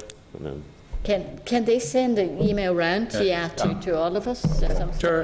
In terms of discussion with the Permanent Secretary the other day, when's he coming back with some of the detail? We asked certain questions in relation to... Well, if they don't come back within 10 working days, we'll ask. Okay. Which is another thing, Chair, and obviously we forgot about it now, but I asked here a number of weeks back to recognise the role that Sean McCann had played in this committee over a number of years, maybe I take it he's not coming back to this committee? Yes, I said that you were not here. Then he's moved on. Unfortunately, Yeah, yes, we've written to him to thank him Okay. for his contributions. But I mean, if you want something else, we actually hosted a lunch when Alex McGarrow left. And if you want Well, I to, mean, I think Sean was here 6.5 or 7 years, so I mean, oh yes, more than 7 years. Well, Yeah. I'm here 7 So I mean, so. I'm quite happy. Do you, what you want? Well, we'd like to recognise it some way, Chair. We'll leave it up to people Leave it up to to come up with some ideas. What's We the can do norm? the same thing, a lunch for him, and invite him to come for lunch. Well, I mean, he played a big role in this. He did. I mean, He did. He did. His long memory, his fantastic memory, remembering things past. done, so. I would Well- like, Well, right, members? okay, so next meeting is next Thursday, What are we 13th doing of there, Chair? What are we November. doing? What about, how are we recognising that? Sean McCann. All right. Well, you said Yeah, people to lunch, think yeah. about. What about lunch? I mean, have He's here for 7 years. Oh, absolutely, yes. Yeah, yeah. Have lunch? Lunch, yeah. Always very helpful. Yeah, thank you, Chair.